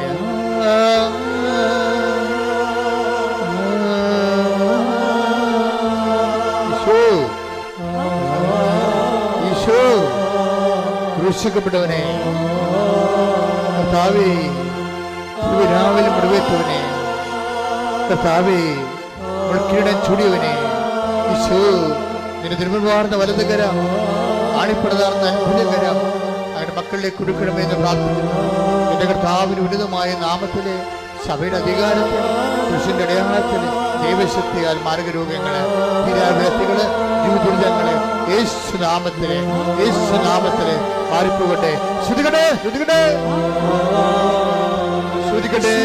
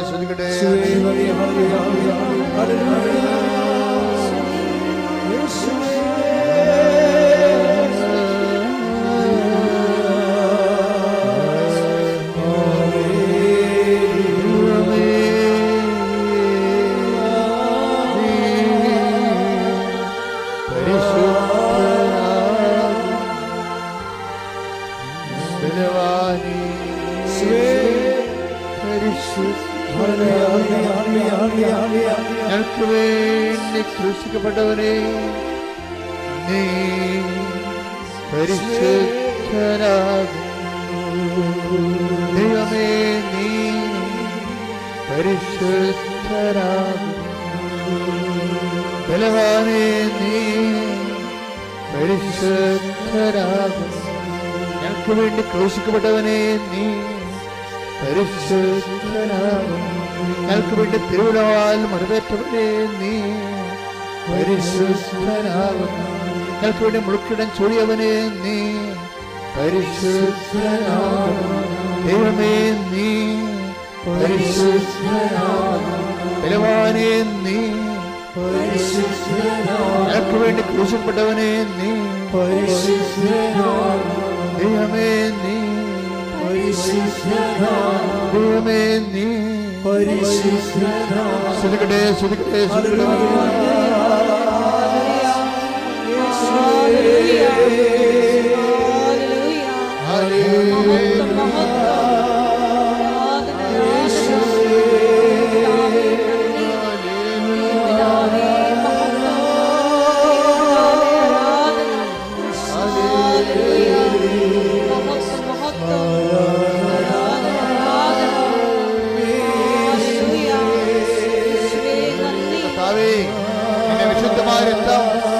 വിശുദ്ധമായ രക്തം അങ്ങനെ മക്കളിലേക്ക് തളിക്കണമേ. കർത്താവേ, നിന്റെ വിശുദ്ധമായ രക്തം അങ്ങനെ മക്കളിലേക്ക് തളിക്കണമേ. മാരകരോഗങ്ങള്, ശീലവേദികള്, ജീവിതങ്ങള്, ജീവിത തടസ്സങ്ങള്, യേശു ക്രിസ്തുവിന്റെ രക്തം സകല പാപങ്ങളിൽ നിന്ന് മോചിക്കുന്ന കർത്താവായ യേശു ക്രിസ്തുവിന്റെ വിശുദ്ധ രക്തം നിന്റെ സർവ്വ പാപങ്ങളിൽ നിന്ന്, രോഗങ്ങളിൽ നിന്ന് മോചിക്കട്ടെ. ശ്രദ്ധിക്കട്ടെ,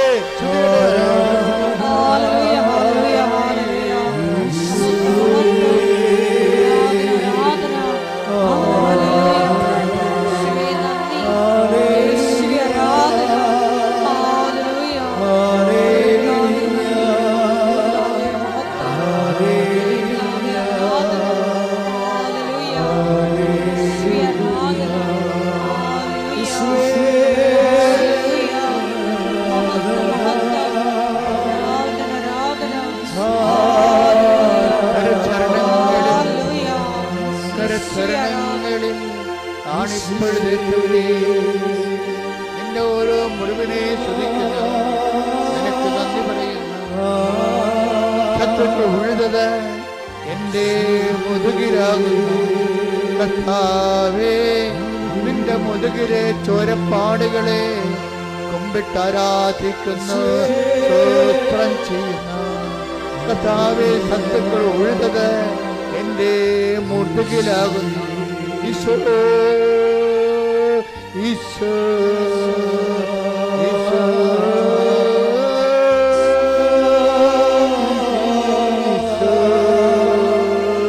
ഈശോ,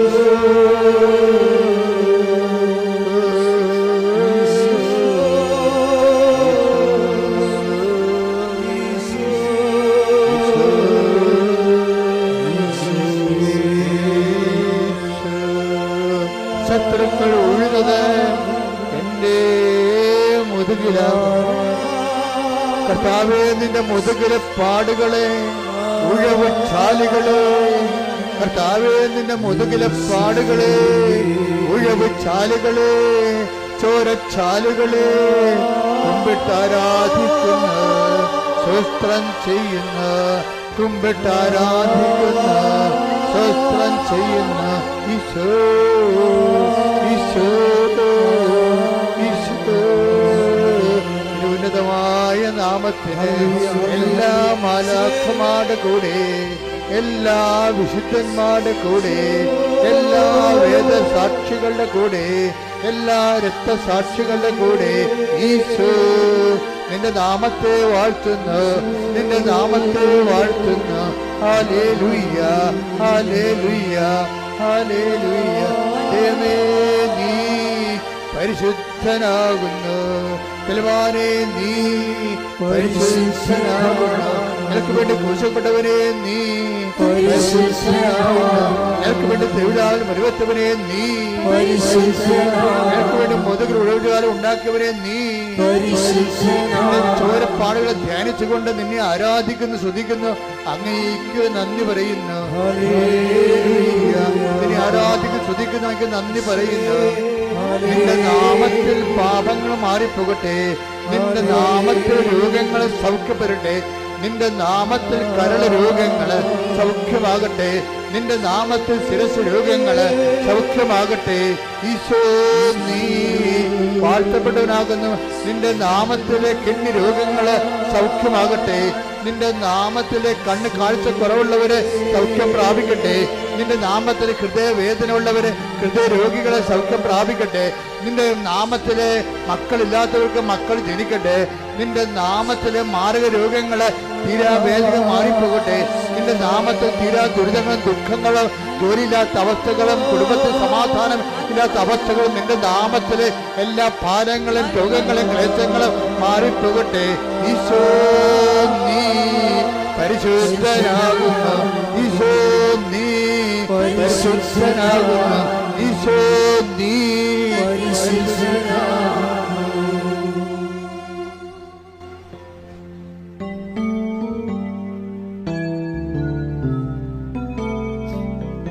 ചില കാര്യങ്ങൾ താമസിക്കുമെന്ന് ഈശോ പറയുന്നുണ്ട്.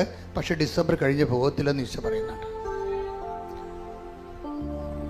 നെഞ്ചത്ത് വെച്ചുകൊണ്ട് കർത്താവിൻ്റെ സാന്നിധ്യം അനുഭവിക്കേണ്ട സമയമാണിത്. ഒരു ഡേറ്റിനെ കുറിച്ച് ചിന്തിക്കുന്ന ആൾക്കാർ 4 or 5 ഫിക്സ് ചെയ്യാൻ പറയുന്നുണ്ട്. ഏതെങ്കിലും ഡേറ്റിനെ കുറിച്ച് കൺഫ്യൂഷൻ വരുന്നവർ 4 or 5 ഫിക്സ് ചെയ്യാൻ പറയുന്നുണ്ട്. ഏതെങ്കിലും വിഷയങ്ങളെക്കുറിച്ച് കർത്താവ് നിങ്ങൾക്ക് എപ്പോൾ സംഭവിക്കുമെന്ന് പറഞ്ഞാൽ ഈ ഡേറ്റുകൾ കർത്താവ് കാണിച്ചു തരുന്നുണ്ട്. അതിൽ 7 ഉണ്ട്.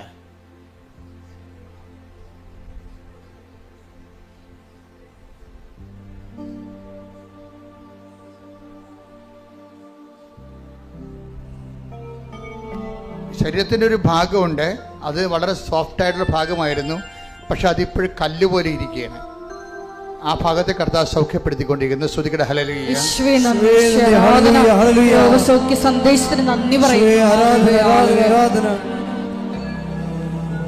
ചില ഭാഗങ്ങളിൽ ഇങ്ങനെ പച്ച ഞരമ്പുകൾ ഓടിയിട്ട് അലർജി പോലെ കാണുന്നുണ്ട്. അതുപോലെ തന്നെ അത് വേറെ എന്തെങ്കിലും ഗുരുതരമായ രോഗമായി മാറാനുള്ള സാധ്യതകളുണ്ട്. കർത്താവ് ആ വിഷയത്തെ പൂർണ്ണമായി സൗഖ്യപ്പെടുത്തിക്കൊണ്ടിരിക്കുന്ന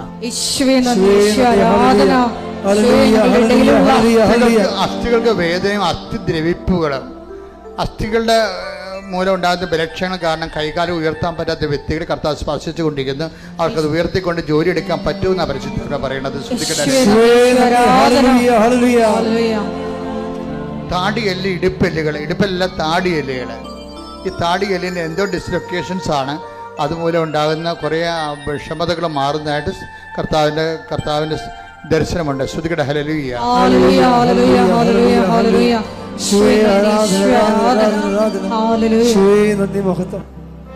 വലത് കക്ഷം ഉയർത്തുമ്പോൾ ആ കക്ഷത്തിൻ്റെ അവിടെ ഒരു മുഴ പോലെ ഇങ്ങനെ കാണും. നമ്മൾ സാധാരണ കാണുന്ന എല്ലിൻ്റെ മുഴയല്ല, അല്ലാത്ത മുഴ. കർത്താവ് സുഖപ്പെടുത്തുന്നതായിട്ട് മെസ്സേജ് ഉണ്ട്. സന്ദേശിക്കുന്നു. കണ്ണെപ്പോഴും കരുകരുത്ത കാരണം എപ്പോഴും കൂളിംഗ് ഗ്ലാസ് വെച്ചാൽ നടക്കാൻ തോന്നുക. പക്ഷെ വെക്കാൻ ഇഷ്ടമില്ല കൂളിംഗ് ഗ്ലാസ്. പക്ഷെ വെക്കാതെ പറ്റത്തില്ല ചില സ്ഥലങ്ങളിൽ. കണ്ണിൻ്റെ കുഴപ്പങ്ങളാണ്. കണ്ണുകളെ കർത്താവ് സൗഖ്യപ്പെടുന്നതായിട്ട് സന്ദേശമുണ്ട്. മക്കളില്ലാത്തതിൻ്റെ പ്രധാനപ്പെട്ട കാരണം പുരുഷനാണ്. ചില കേസിൽ മക്കളില്ലാത്തതിൻ്റെ പ്രധാനപ്പെട്ട കാരണം പുരുഷനാണ്. പക്ഷെ അതൊക്കെ അദ്ദേഹത്തിനുണ്ടാകുന്ന മറ്റ് ജനിതകമായ പ്രശ്നങ്ങളെ കർത്താവ് പരിഹരിക്കുന്നതായിട്ട് സന്ദേശമുണ്ട്.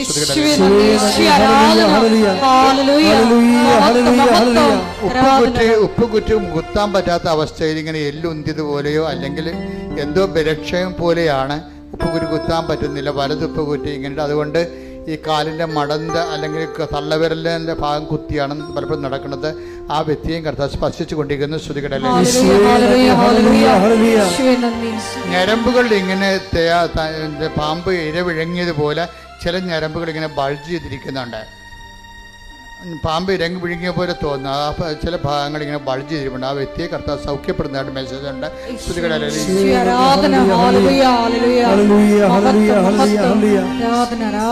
ഒരു നിമിഷം മൗനമാകാം. കർത്താവിൻ്റെ സാന്നിധ്യത്തെ വ്യക്തിപരമായ ആവശ്യങ്ങൾ പ്രാർത്ഥിക്കേണ്ട സമയമാണിത്.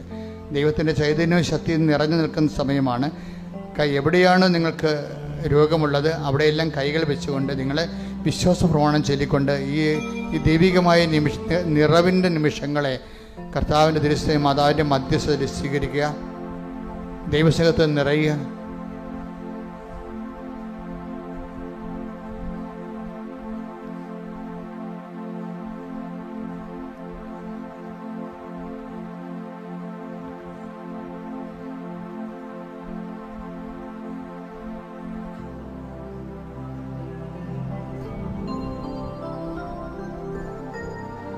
എന്തെങ്കിലും വിഷയങ്ങളുണ്ടെങ്കിൽ വീട്, ജോലി, വിവാഹം, മക്കളില്ലാത്ത അവസ്ഥകൾ, സാമ്പത്തിക കടങ്ങൾ, പരീക്ഷാ ഫലങ്ങൾ,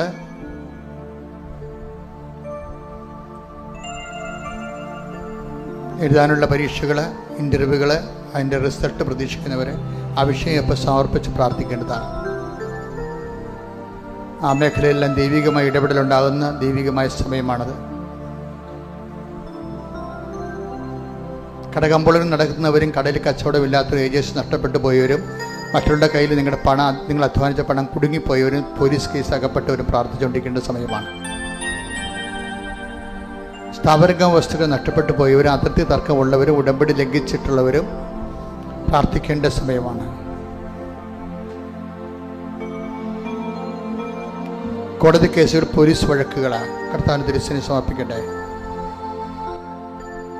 എല്ലാം സമർപ്പിച്ചുകൊണ്ട് ഇടിമുഴക്കുമ്പോൾ സ്തുതിക്കട്ടെ, സ്തുതിക്കട്ടെ.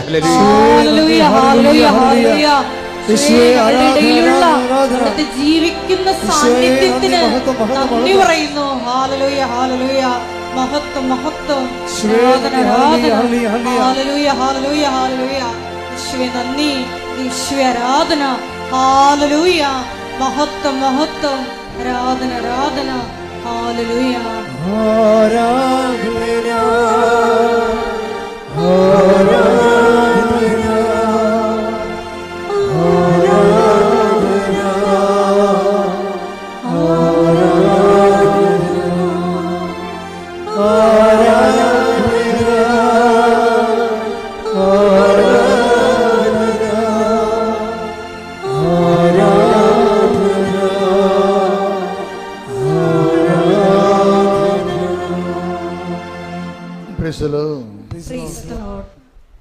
എൻ്റെ പ്രിയപ്പെട്ട, നമ്മളൊരു അപ്പോസ്റ്റിക് സ്കൂളിലാണ് പഠിക്കണത്. ഉടമ്പടിയുടെ ഒരു ഭാഗമാണ് നമ്മൾ കണ്ടത്. എന്താണ്? പ്രവൃത്തികൾ മൂലമുള്ള വിശ്വാസമാണ് എന്താണ്? സജീവ വിശ്വാസം. അതൊരു അപ്പോസ്റ്റിക് സ്കൂളാണ്. ഉടമ്പടി ഇത്രയും ഗൈഡഡ് മെസ്സേജായിട്ട് ഇത് വർക്ക് ചെയ്യണതിൻ്റെ കാര്യം, ഇത് ട്രാക്ക് ചെയ്യാതെ തന്നെ GPS ഇല്ലാതെ തന്നെ വർക്ക് ചെയ്യുന്ന പോലെ ഓട്ടോമാറ്റിക്കായിട്ട് ഹിറ്റ് ചെയ്യാൻ കാരണം നമ്മളുടെ ആ ഭാഗത്ത് നിന്ന് അപ്പോസ്തലികമായിട്ടുള്ള ആ ഒരു പാരമ്പര്യമുണ്ട്. എന്താണ്? വിശ്വാസം പ്രവൃത്തി മൂലം സാധൂകരിക്കപ്പെടുന്നു. അതാ യാക്കോബ് 2:17 നമ്മൾ കണ്ടത്. പിന്നെ ഗലാത്യർ 5:6 കണ്ടത്. ഇതുപോലെ തീഷ്ണമായ മറ്റൊരു സ്കൂളാണ് ഫിലിപ്പോസിൻ്റെ സ്കൂള്. ഫിലിപ്പോസിൻ്റെ സ്കൂൾ എന്താണ്? എത്ര കൊലക്കൊമ്പനാണെന്ന് പറഞ്ഞാൽ ശരി, അയാളുടെ കൂടെ ചേർന്ന് നടക്കും. ഒരു കോൺഫിഡൻസും ഇല്ല, ഒരു ഇൻഫീരിയോറിറ്റി കോംപ്ലക്സും ഇല്ല. സുവിശേഷകൻ്റെ ഏറ്റവും വലുതാണ്. ഒരു ഇൻഫീരിയോറിറ്റി കോംപ്ലക്സും ഇല്ല. പരിശുദ്ധാത്മാവ് പറഞ്ഞു, ആ വരുന്ന സിറിയയിലെ ഫൈനാൻസ് മിനിസ്റ്ററാണ്, അയാളുടെ കൂടെ ചേർന്ന് നടക്കാൻ പറഞ്ഞു. ഉടനെ ഫിലിപ്പോസ് അയാളുടെ കൂടെ രഥത്തിൻ്റെ കൂടെ ചേർന്ന് നടക്കും. നമുക്ക് ആ ഭാഗം വായിക്കാം. വായിച്ചേ, ശ്രുതികട്ടെ. Hallelujah, hallelujah, hallelujah, hallelujah. അപ്പോസ്തല പ്രവർത്തനങ്ങൾ 8-ാം അധ്യായം 27 മുതലുള്ള തിരുവചനങ്ങൾ. മറന്നു പോരുത്, മനസ്സിൽ കുറിക്കണം. എന്താണ് അപ്പോസ്തല പ്രവർത്തനം 8-ാം അധ്യായം 27 മുതലുള്ള തിരുവചനങ്ങൾ. 27 മുതലുള്ള തിരുവചനങ്ങൾ. അവൻ എഴുന്നേറ്റ് യാത്ര തിരിച്ചു. ആരാണ്? ഫിലിപ്പോസ്. അപ്പോൾ എത്യോപ്യക്കാരനായ ഒരു ഷണ്ഡൻ എത്യോപ്യ രാജ്ഞിയായ കന്ദാക്കയുടെ ഭണ്ഡാര വിചാരിപ്പുകാരൻ ജെറുസലേമിൽ ആരാധിക്കാൻ പോയിട്ട് തിരിച്ചു വരികയായിരുന്നു. രഥത്തിലിരുന്ന് അവൻ ഏശയ്യായുടെ പ്രവചനം വായിച്ചുകൊണ്ടിരുന്നു. ആത്മാവ് പീലിപ്പോസിനോട് പറഞ്ഞു, ആ രഥത്തെ സമീപിച്ച് അതിനോട് ചേർന്ന് നടക്കുക. പീലിപ്പോസ് അവന്റെ അടുക്കൽ ഓടിയെത്തി. അവൻ ഏശയ്യായുടെ പ്രവചനം വായിക്കുന്നത് കേട്ട് ചോദിച്ചു, വായിക്കുന്നത് നിനക്ക് മനസ്സിലാകുന്നുണ്ടോ? അവൻ പ്രതിവചിച്ചു, ആരെങ്കിലും വ്യാഖ്യാനിച്ചു തരാതെ എങ്ങനെയാണ് ഞാൻ മനസ്സിലാക്കുക? രഥത്തിൽ കയറി തന്നോട് കൂടെ ഇരിക്കാൻ പീലിപ്പോസിനോട് അവൻ അപേക്ഷിച്ചു. അതായത് പീലിപ്പോസ് കണ്ടില്ലേ, പീലിപ്പോസിന് ഒരു നോട്ട് കിട്ടിയപ്പോൾ തന്നെ പീലിപ്പോസിനോട് എന്താ പറഞ്ഞത്? ആ രഥത്തിലൂടെ പോകുന്നത് ഫൈനാൻസ് മിനിസ്റ്ററാണ് എത്യോപ്യയിലെ. അപ്പം അദ്ദേഹത്തിൻ്റെ കൂടെ ചേർന്ന് നടക്കാൻ പോയും. അപ്പോഴെന്താ പറയണത്? ഓ നടക്കണ്ടേ, അയാൾ വല്ലതും പറയുക, അയാൾ എന്നെ പിടിച്ചോണ്ട് പോവുക, അങ്ങനെയല്ല, ഓടിയെത്തിയെന്ന് പറഞ്ഞ. അടാ, പറഞ്ഞത് കേട്ടത് പാതി, കേൾക്കാത്തത് പാതി. പ്രേക്ഷിതൻ അങ്ങനെയാണ്. ഒരാളെ ഈശോയെ അറിയിക്കുന്നതിന് വേണ്ടി അപ്പോസ്തലൻ്റെ ഒരു ഓട്ടമുണ്ട്. അതായത് അത് നടന്നല്ല തീർക്കണത്. അതുകൊണ്ടാണ് പൗലോസ് പറയണത്, പൗലോസ് അങ്ങനെ പറയണത്, ഞാൻ നല്ല ഓട്ടം ഓടി. ഇവിടെ വായിച്ച ശ്രുതികടെ ഹല്ലേലൂയ. യേശുവേ നന്ദി, ഹല്ലേലൂയ ഹല്ലേലൂയ. യേശുവേ ആരാധന ആരാധന ആരാധന. യേശുവേ നന്ദി, മഹത്വം മഹത്വം മഹത്വം. ഹല്ലേലൂയ ഹല്ലേലൂയ ഹല്ലേലൂയ. 2 തിമോത്തിയോസ് 4:7. 2 തിമോത്തി 4:7. ഞാൻ നന്നായി പൊരുതി എന്റെ ഓട്ടം പൂർത്തിയാക്കി വിശ്വാസം കാത്തു. അപ്പം അത് അപ്പോസ്തലൻ്റെ ഒരു ഫെർവൻസാണ്. അതായത് ആരെ കണ്ടാലും അവരെ ക്രിസ്തുവിനെ അവർക്ക് കൊടുക്കാൻ വേണ്ടി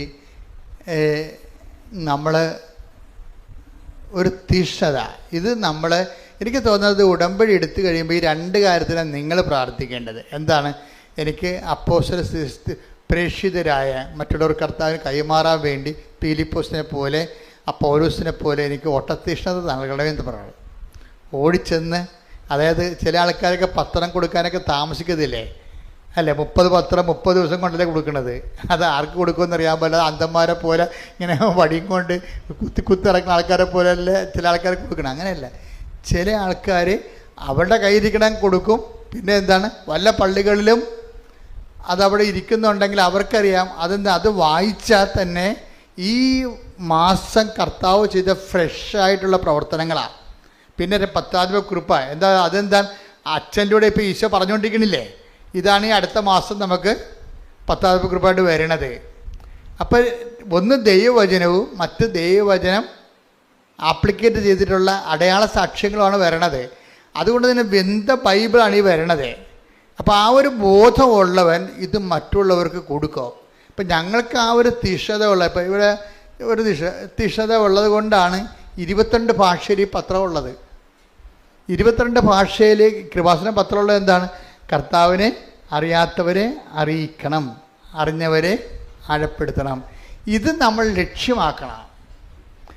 നിങ്ങളിപ്പോൾ എന്താ പ്രശ്നം? നിങ്ങൾ പച്ചത്തിരി നീലത്തിലേക്ക് കത്തിക്കുമ്പോഴും നിങ്ങളവിടെ ലക്ഷ്യമാക്കണത് എന്താണ്? നിങ്ങളുടെ വിസ ഒന്നുകൂടി നീട്ടിക്കിട്ടണം, അല്ലെങ്കിൽ വസ്തു വിറ്റ് കിട്ടണം. അങ്ങനെയുള്ള ഇപ്പം ആദ്യ കാലങ്ങളിലൊക്കെ അങ്ങനെ ദൈവം ക്ഷമിക്കും. ഉടമ്പടി പുതുക്കിയിട്ടും ആ കച്ചവടം തന്നെയാണെങ്കിൽ നടക്കത്തില്ല ഈ പരിപാടി. ഉടമ്പടി പുതുക്കി കഴിഞ്ഞിട്ട് നീ പ്രേക്ഷിത പ്രവർത്തനത്തെ പുരോഗമിച്ചില്ല, അതുപോലെ വിശ്വാസത്തിൻ്റെ പ്രവർത്തികൾ മൂലം വിശ്വാസം സജീവമാക്കിയില്ല എന്നുണ്ടെങ്കിൽ ഉടമ്പടി നിരങ്ങാൻ സാധ്യതയുണ്ട്. ഓട്ടമല്ലവരാണ്, പിന്നെ നിരങ്ങാൻ പോകും. അപ്പം അതുകൊണ്ട് എപ്പോഴും നമ്മൾ ശ്രദ്ധിക്കേണ്ടത്, നമ്മൾക്ക് എന്ത്, ഈ ഉടമ്പടി എടുത്തിട്ട് നമ്മൾക്കെന്ത് പ്രയോജനം ഉണ്ടായി എന്ന് ദൈവം നോക്കിക്കൊള്ളൂ. നിങ്ങളെന്താ ചിന്തിക്കേണ്ടത്? ഞാൻ ഉടമ്പടി എടുത്തിട്ട് ദൈവത്തിന് എന്ത് പ്രയോജനം ഉണ്ടായി? അതാണ് സംഭവം. നേരെ മറിച്ചാണ് വരേണ്ടത്. ഞാൻ ഈ ഉടമ്പടി ജീവിതം തുടങ്ങിയിട്ട് അതുകൊണ്ട് ദൈവത്തിന് എന്ത് പ്രയോജനം ഉണ്ടായി? അപ്പോൾ ഉടമ്പടി ചിലപ്പോൾ സിൽവർ ഗ്രേ വരെ വന്നായിരിക്കും, പക്ഷേ ദൈവത്തിനുള്ള പ്രയോജനം വളരെ ചുരുക്കമായിരിക്കും. അവരെപ്പോഴും ആന്തി നടക്കണത് അവർക്കെന്ത് പ്രയോജനം ഉണ്ടായി, അവർക്കെന്ത് പ്രയോജനം ഉണ്ടായെന്നാണ്. ഇപ്പം ദൈവത്തിനാണ് എന്ത് പ്രയോജനം ഉണ്ടായെന്ന് നമ്മൾ ചിന്തിക്കുന്നിടത്താണ് ദൈവസ്നേഹം ഉള്ളവരാണ് അങ്ങനെ ചിന്തിക്കുന്നത്. നിങ്ങൾക്ക് മാത്രം എന്ത് പ്രയോജനം ഉണ്ടായെന്ന് ചിന്തിച്ചു കഴിഞ്ഞാൽ നിങ്ങൾക്ക് നിങ്ങളുടെ വിഷയങ്ങളുള്ള സ്നേഹമാണ്, ദൈവത്തോടുള്ള സ്നേഹം അല്ല. അപ്പോൾ ആ ഒരു ലെവലിൽ നിങ്ങൾ വളർന്നിട്ടില്ലെന്ന് എൻ്റെ അർത്ഥം. 5 പുതുക്കി എനിക്കെന്ത് പ്രയോജനം ഉണ്ടായി, എനിക്ക് കിട്ടിയിട്ടുള്ള കുറേയൊക്കെ അനുഭവങ്ങൾ കിട്ടി, കുറേയൊക്കെ അടയാളം കണ്ട്, ഞാൻ സാക്ഷിയൊക്കെ പറഞ്ഞതാണ്. ഇങ്ങനെ ആണ് ആൾക്കാർ ചിന്തിക്കുന്നത്. അങ്ങനെയല്ല, മറിച്ച് ദൈവത്തിന് എന്ത് പ്രയോജനം ഉണ്ടായി?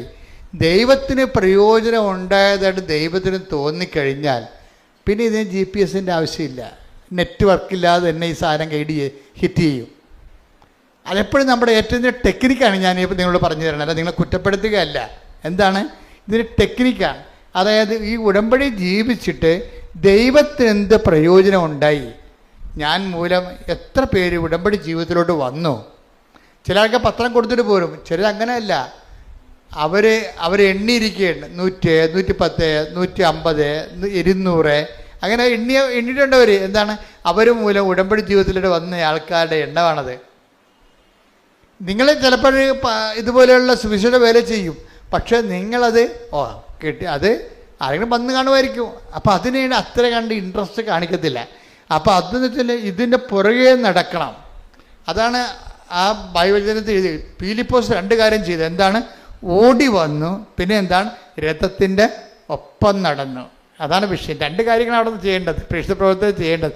ഒരാളെ കണ്ടെത്തി കഴിഞ്ഞാൽ അവനെ ഫോളോ ചെയ്യാൻ നമ്മൾ താമസിക്കരുത്. രണ്ടാമത്തത് എന്താണ്? ഓടി വരണം. പിന്നെ എന്ത് ചെയ്യണം? ചേർന്ന് നടക്കണം. ചേർന്ന് നടക്കുമ്പോൾ ഇടയ്ക്ക് നമ്മളൊക്കെ വിളിച്ച് ചോദിക്കുകയും കുറിച്ചങ്ങനെ അന്വേഷിക്കുകയും അവിടെ പ്രാർത്ഥനാ വിഷയം ഏറ്റെടുത്ത് പ്രാർത്ഥിക്കുകയും ചെയ്യണം. ഇപ്പോൾ എല്ലാവർക്കും കൃപാസനത്തിൽ വിളിക്കാൻ പറ്റുമോ? കിട്ടത്തില്ല. ഞങ്ങൾ 800 ഫോൺ അറ്റൻഡ് ചെയ്യുന്നുണ്ട് ഇവിടെ ഒരു ദിവസം.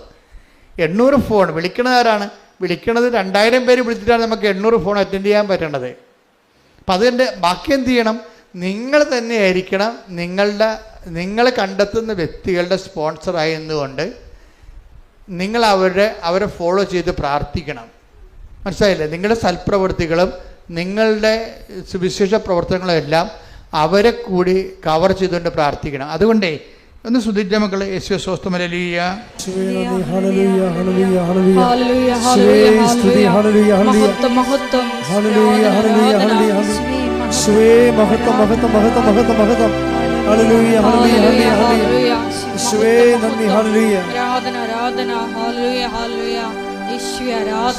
പരമദിവ്യകാരുണ്യത്തിന് ആരാധനയും സ്തുതിയും പുകഴ്ചയും ഉണ്ടായിരിക്കട്ടെ. അതായത് നമ്മൾ സിൽവിയയുടെ ഒരു സാക്ഷ്യം പറഞ്ഞില്ലേ? സിൽവിയ ജീനമുണ്ടായിരുന്ന കക്ഷി 200 ആപ്ലിക്കേഷൻ റിജക്റ്റ് ആയത് ഒരു സുപ്രഭാതത്തിൽ മാതാവ് മറന്നു പോകാതെ അവളുടെ അടുത്ത് റീസൈഡ് നേഴ്സാക്കിയ സാക്ഷ്യം പറഞ്ഞില്ലേ? അവളുടെ പരിപാടി എന്താണെന്നറിയാം? ഒരു കാര്യം നോക്കിയാൽ അത് പറയണേ, എൻ്റെ സാഹചര്യത്തിലുള്ള മറ്റുള്ളവരെ അനുഗ്രഹിക്കണമെന്ന് ഞാൻ നിരന്തരം പ്രാർത്ഥിക്കുമായിരുന്നെന്നാണ്. അവളുടെ സാഹചര്യത്തിലുള്ള മറ്റുള്ളവരെയും അനുഗ്രഹിക്കണമെന്ന് ഞാൻ നിരന്തരം പ്രാർത്ഥിക്കുമായിരുന്നു. പ്രാർത്ഥനയിൽ പോലും ഇപ്പം ചില ആൾക്കാർ PSC ടെസ്റ്റൊക്കെ വിളിച്ചു കഴിഞ്ഞാൽ നിങ്ങൾ പത്രത്തെ കണ്ടു കഴിഞ്ഞാൽ നിങ്ങളെ കൂട്ടുകാരോട് പോലും പറയത്തില്ല. നാട്ടുകാരുടെ മുഴുവൻ കുഴപ്പങ്ങളൊക്കെ അവരോട് പറയും, പക്ഷേ PSC ടെസ്റ്റ് ഇങ്ങനെ കോൾ ഫോർ ചെയ്തിട്ടുണ്ടെന്ന കാര്യം കൂട്ടുകാരോട് പറയത്തില്ല. കാര്യം അവൾ വന്ന് നിന്നേക്കാൾ പഠിക്കണവളാണ് അവൾ. അപ്പോൾ അവൾ കയറി വന്നു കഴിഞ്ഞാൽ ചിലപ്പോൾ നിൻ്റെ ജോലി അവളെ അടിച്ചു പറ്റിയ എന്ത് ചെയ്താലും മിണ്ടത്തില്ല. ഉടമ്പടിയിൽ ഈ സംഭവം നടക്കത്തില്ല. ദൈവസ്നേഹത്തിൻ്റെ സാക്ഷികളാകാണ് നമ്മൾ, അല്ലാതെ നിങ്ങളുടെ വയറ്റിപ്പഴപ്പിൻ്റെ സാക്ഷികളല്ല. ദൈവസ്നേഹത്തിൻ്റെ സാക്ഷികളാണ്. അതുകൊണ്ട് ആർക്ക് കിട്ടിയാലും കുഴപ്പമില്ല. കർത്താവ് എനിക്ക് തരാനുള്ള ചോറ് എനിക്ക് തരും. എന്താ കാര്യം? ദൈവസ്നേഹത്തിലൂടെയാണ് നമ്മൾ ആത്മവിശ്വാസം ആർജിക്കുന്നത്. എൻ്റെ മക്കളെ, ഞാൻ പറഞ്ഞത് മുഴുവൻ ശരിയാണ് കേട്ടോ. എന്താ വെച്ചാൽ ഞാൻ നേരത്തെ എന്നിലൂടെ ഈശോ പറഞ്ഞത്, നിങ്ങൾ ഏറ്റവും ശ്രദ്ധിക്കേണ്ടത് ഈ ക്രിസ്തു എന്താണ് ചെയ്തതെന്ന് എപ്പോഴും അപ്പായോട് ചോദിച്ചുകൊണ്ടിരിക്കണം. ഞാൻ എപ്പോഴും ഇടയ്ക്ക് ചോദിക്കാറുണ്ട്, അപ്പം ഈ പറയണത് മാത്രമേ ഉള്ളൂ, വേറെ വല്ലതും ഉണ്ടോ? ഈ ക്രിസ്തുവിനെ ഇങ്ങനെയൊക്കെ നൽകുന്നതിൽ അപ്പ എന്തുമാത്രം ഇൻവെസ്റ്റ്മെൻ്റ് ഉണ്ട്, അപ്പ എന്തുമാത്രം വിഷമിച്ചിട്ടുണ്ട് ക്രിസ്തുവിനെ നൽകുന്നതിൽ. ക്രിസ്തുവിനെ നൽകാത്ത വേറൊരു ഓപ്ഷൻ എടുക്കാൻ അപ്പായ്ക്ക് പറ്റുമായിരുന്നില്ലേ എന്നൊക്കെ ഇങ്ങനെ ഇടയ്ക്കിടയ്ക്ക് ദൈവത്തോട് സംവേദിക്കുമ്പോൾ നമുക്ക് ഏതെങ്കിലും സമയത്ത് പരിശുദ്ധാത്മാവ് നീ അന്ന് അങ്ങനെ ചോദിച്ചില്ലേ, എൻ്റെ ഉത്തരവ് ഇതാണെന്ന് പറഞ്ഞുകൊണ്ട് അതാണ് ഞാൻ നിങ്ങളോട് പറയണത്. ദൈവത്തിൻ്റെ സ്നേഹം എന്തുമാത്രം ആഴമാണെന്ന് ദൈവത്തോട് തന്നെ ചോദിച്ചുകൊണ്ടിരിക്കണം. എന്നിട്ട് രക്ഷയെക്കുറിച്ച് ചിന്തിക്കണം, രക്ഷയെക്കുറിച്ച് ആലോചിക്കണം. കാര്യം കർത്താവ് നിവർത്തിയാക്കിയ രക്ഷ. അപ്പം നിനക്ക് ചിലപ്പോൾ നാളെ ജപ്തി നടപടി എന്ന് പറഞ്ഞായിരിക്കും നിനക്ക് നോട്ടീസ് കൈയിരിക്കണത്. അപ്പോഴും നീ ചിന്തിക്കണത് എന്താണ്? കർത്താവ് രക്ഷ, ഈ ലോകത്തിൻ്റെ മുഴുവൻ പാപങ്ങൾ ഏറ്റെടുത്തവൻ, തീർച്ചയായിട്ടും എൻ്റെ ഈ ജപ്തി നടപടിക്ക് അവൻ്റെ ഈ പരിഹാരം ഉണ്ടാകാതിരിക്കുമോ? അവൻ്റെ പേര് തന്നെ പരിഹാരമെന്നാണ്, അല്ലേ? ലോകത്തിൻ്റെ ഈശോയുടെ പേര് തന്നെ എന്താണ്? പരിഹാരമെന്നാണ്. റെഡീമർ, റെഡീം ചെയ്യുന്ന ആളാണ്, പരിഹാരം ചെയ്യുന്ന ആളാണ്. അപ്പം നമ്മൾ നമ്മുടെ വിഷയത്തെക്കുറിച്ച് ഓവറായിട്ട് നിങ്ങൾ വിശ്വാസത്തിൽ വളരുന്ന അനുസരിച്ചുകൊണ്ട് ദൈവത്തെക്കുറിച്ച് ചിന്തിക്കണമെന്നല്ല, ദൈവത്തിൻ്റെ സ്നേഹത്തെക്കുറിച്ച് ചിന്തിക്കണം. നമ്മൾ ഒരു 10,000 കൊല്ലം ദൈവത്തിൻ്റെ താത്വിക പഠനങ്ങൾ നടത്തി. ദൈവം ആരാണ്? തന്നാൽ താനായിരിക്കുന്നു, ആദികാരണനായിരിക്കുന്നു, സർവ്വവ്യാപിയായിരിക്കുന്നു. നമുക്കങ്ങനെ പഠിച്ചിട്ടില്ലേ? അതിൻ്റെ അർത്ഥം ഈ കുറേ 1000 കൊല്ലത്തോളം ദൈവത്തിൻ്റെ സ്വഭാവത്തെക്കുറിച്ച് നമ്മൾ ചിന്തിച്ച് കടകേറിയതാണ്. അത് തെറ്റാണെന്നൊന്നും ഞാൻ പറയണില്ല. പക്ഷേ ഒരു വിശ്വാസി ചിന്തിക്കേണ്ടത് യേശുക്രിസ്തുവിൻ്റെ സ്നേഹത്തിൻ്റെ ആഴമാണ്. വിശ്വാസിയെ സംബന്ധിച്ചിടത്തോളം ദൈവം ഇവൻ്റെ നീ ചിന്തിക്കുന്നത് കൊണ്ടല്ല ദൈവം ഉള്ളത്, ദൈവം ഉള്ളത് കൊണ്ടാണ് നീ ചിന്തിക്കണത്. അപ്പോൾ അതിൻ്റെ അത് നിൻ്റെ ചിന്തയ്ക്ക് ദൈവമായിട്ട് വലിയ വിഷയമൊന്നുമില്ല. നീ ചിന്തിക്കണത് എന്താണ്? യേശുക്രിസ്തുവിനെ തന്നെ സ്പെയർ ചെയ്യാൻ ഞാൻ ആരാണ് എന്ന് ചിന്തിക്കണം. എൻ്റെ അപ്പ യേശുക്രിസ്തുവിനെ തന്നെ എനിക്ക് വേണ്ടി ഏൽപ്പിച്ചു തരാൻ വേണ്ടി മാത്രം അപ്പ എന്നെ എന്തുമാത്രം സ്നേഹിക്കുന്നു, അപ്പയുടെ സ്നേഹത്തിൻ്റെ മഴവിൽ നിറങ്ങൾ എന്തുമാത്രം ഉണ്ട് എന്നൊക്കെ നീ ഒന്ന് ചിന്തിച്ച് നോക്കിയാൽ അപ്പ മനസ്സിലാകും നീ വയറ്റിപ്പഴപ്പിന് വേണ്ടി കൂടിയിരിക്കണമല്ല, അപ്പായായിട്ട് ഇതിനെ കണ്ടിട്ട് അപ്പായ്ക്ക് വേണ്ടി ആണ് യേശുക്രിസ്തുവിനെ പോലും സ്നേഹിക്കുന്നത്, അപ്പായുടെ മഹത്വത്തിന് വേണ്ടിയാണ്. ഒന്ന് പ്രാർത്ഥിച്ചേ. എൻ്റെ കർത്താവായ ദൈവമേ, അങ്ങയുടെ സ്നേഹത്തിന്റെ സ്നേഹത്തിന്റെ ആഴങ്ങള് അളക്കുവാനും മനസ്സിലാക്കുവാനും എന്നെ അനുവദിക്കണമേ. നീ നടത്തിയ രക്ഷാപദ്ധതികള് അതിൽ മനസ്സിൽ സന്തോഷിച്ചുകൊണ്ട് നിന്റെ നാമത്തിന്റെ മഹത്വത്തിനായി ജീവിക്കുവാൻ എന്നെ അഭിഷേകിക്കട്ടെ.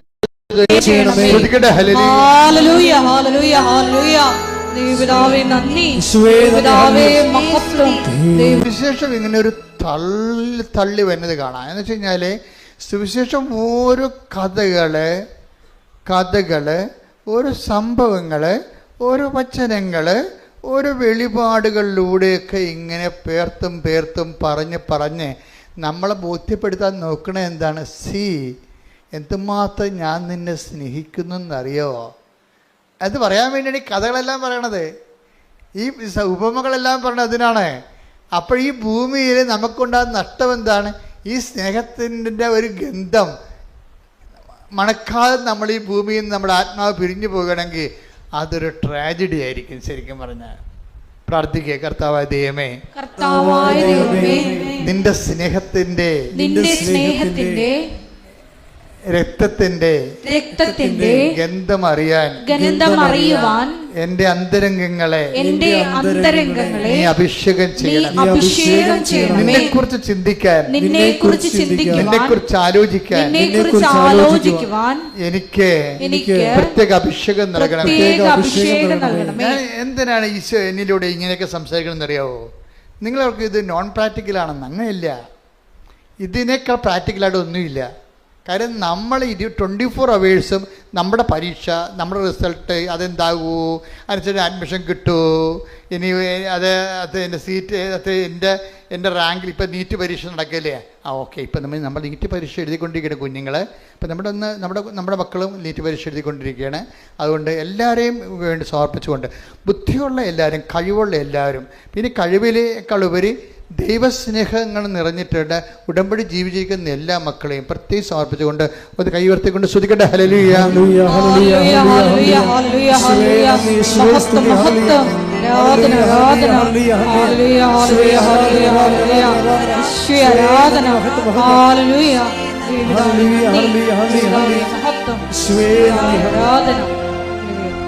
പരിശുദ്ധ പരമ ദിവ്യകാരുണ്യത്തിന് ആരാധനയും സ്തുതിയും അതായത് ഈ ഡിറ്റാച്ച്മെന്റ് സംഭവിച്ചെന്ന് പറയുമ്പോൾ തന്നെ നല്ലൊരു അറ്റാച്ച്മെന്റ് ഉണ്ടാവും ഇവിടെ. ആധ്യാത്മികതയുടെ ഒരു ഫോർമുല അങ്ങനെയാണ്. നമ്മൾ ഈ ലോക വിഷയങ്ങളോട് നമ്മുടെ ജീവിതത്തിൻ്റെ ലോക വിഷയങ്ങളല്ല, നമുക്ക് ഭൗതിക വിഷയം. ഞാനിപ്പോൾ ഒരു ഷർട്ട് ഇട്ടിട്ടുണ്ട്, എനിക്ക് ക്യാഷൊക്കെ ഇല്ലാതെ ജീവിക്കാൻ പറ്റുമോ? ഒരിക്കലും പറ്റത്തില്ല. ഞാൻ പുറത്തോട്ട് പോലും ഇറങ്ങത്തില്ല, അല്ല ക്യാഷ് കിട്ടുക. അപ്പോൾ ഇത് മസ്റ്റല്ലേ? അതുപോലെ ഈശോ പറഞ്ഞു നിങ്ങൾക്ക് ഭക്ഷണം വേണം, അത് മസ്റ്റാണ്, ഐ നോ ഇറ്റ്. നിങ്ങൾക്ക് ജോലി വേണം, ഭക്ഷണം വേണമെങ്കിൽ എന്ത് വേണം? ജോലി വേണം, അത് മസ്റ്റാണ്, ഐ നോ ഇറ്റ്. നിങ്ങൾക്ക് വീട് വേണം. കഴിഞ്ഞ ദിവസങ്ങളിലേ ഈ ബാഹുലേൻ എന്ന് പറഞ്ഞൊരു സാക്ഷ്യമുണ്ടായി. ബാഹുലേൻ കരഞ്ഞുകൊണ്ടാണ് സാക്ഷ്യം പറയണത്. ബാഹുലേൻ്റെ വീടിൻ്റെ പേരെന്താണെന്നറിയാമോ? കൃപാസനം. കളിക്കാവിലുള്ള ട്രിവാൻഡ്രത്ത് കളിക്കാവിലുള്ള ആളാണ്. അപ്പം അദ്ദേഹത്തിൻ്റെ ആൾ പറയണതേ, എൻ്റെ അന്ന് അദ്ദേഹത്തിന് ഈ ബാഹുലേൻ എന്ന് പറയുന്ന ആളിന് ഒരു 10-65 വയസ്സുണ്ടേ. അപ്പോൾ അദ്ദേഹത്തിൻ്റെ കൂട്ടുകാരെന്ന് പറയുമ്പോൾ ആ ഒരു പ്രായം കണ്ടില്ലേ. അപ്പോൾ അദ്ദേഹം പറയും എനിക്ക് മാത്രം വീടില്ല എന്ന് പറയും. അമ്മയോട് വന്നിട്ടും പറയും എനിക്ക് മാത്രം വീടില്ല, ഞാൻ തുഴഞ്ഞിട്ട് എത്തിയില്ല എന്ന് പറയും. അത് അമ്മയുടെ മുമ്പിൽ ആരോ പറഞ്ഞ് അമ്മയുടെ അടുത്ത് ചോദിച്ചാൽ വീട് തരുമെന്ന് പറഞ്ഞു. അപ്പം അങ്ങനെ കളിക്കാവിൽ നിന്ന് അദ്ദേഹം ഇവിടെ വരണത്. അപ്പം അമ്മയോട് ആദ്യം കരുണ ചെയ്താൽ എൻ്റെ പ്രായക്കാർക്കെല്ലാം വീടുണ്ടെന്ന്. 65, അതായത് ആ സങ്കടം നിങ്ങൾ മനസ്സിലാക്കണേ, അത് വല്ലാത്ത സങ്കടമാണ്. 65 വയസ്സുള്ളൊരു മനുഷ്യൻ, അയാൾക്ക് 2 പെൺകുഞ്ഞുങ്ങൾ, അയാൾ തോറ്റു നിൽക്കുകയാണ്. എന്താണ്? അയാളുടെ പ്രായക്കാർക്കെല്ലാം 65 വയസ്സുള്ള അപ്പന്മാർക്കെല്ലാം സ്വന്തമായിട്ട് വീടുണ്ട്, അയാൾക്ക് വീടില്ല.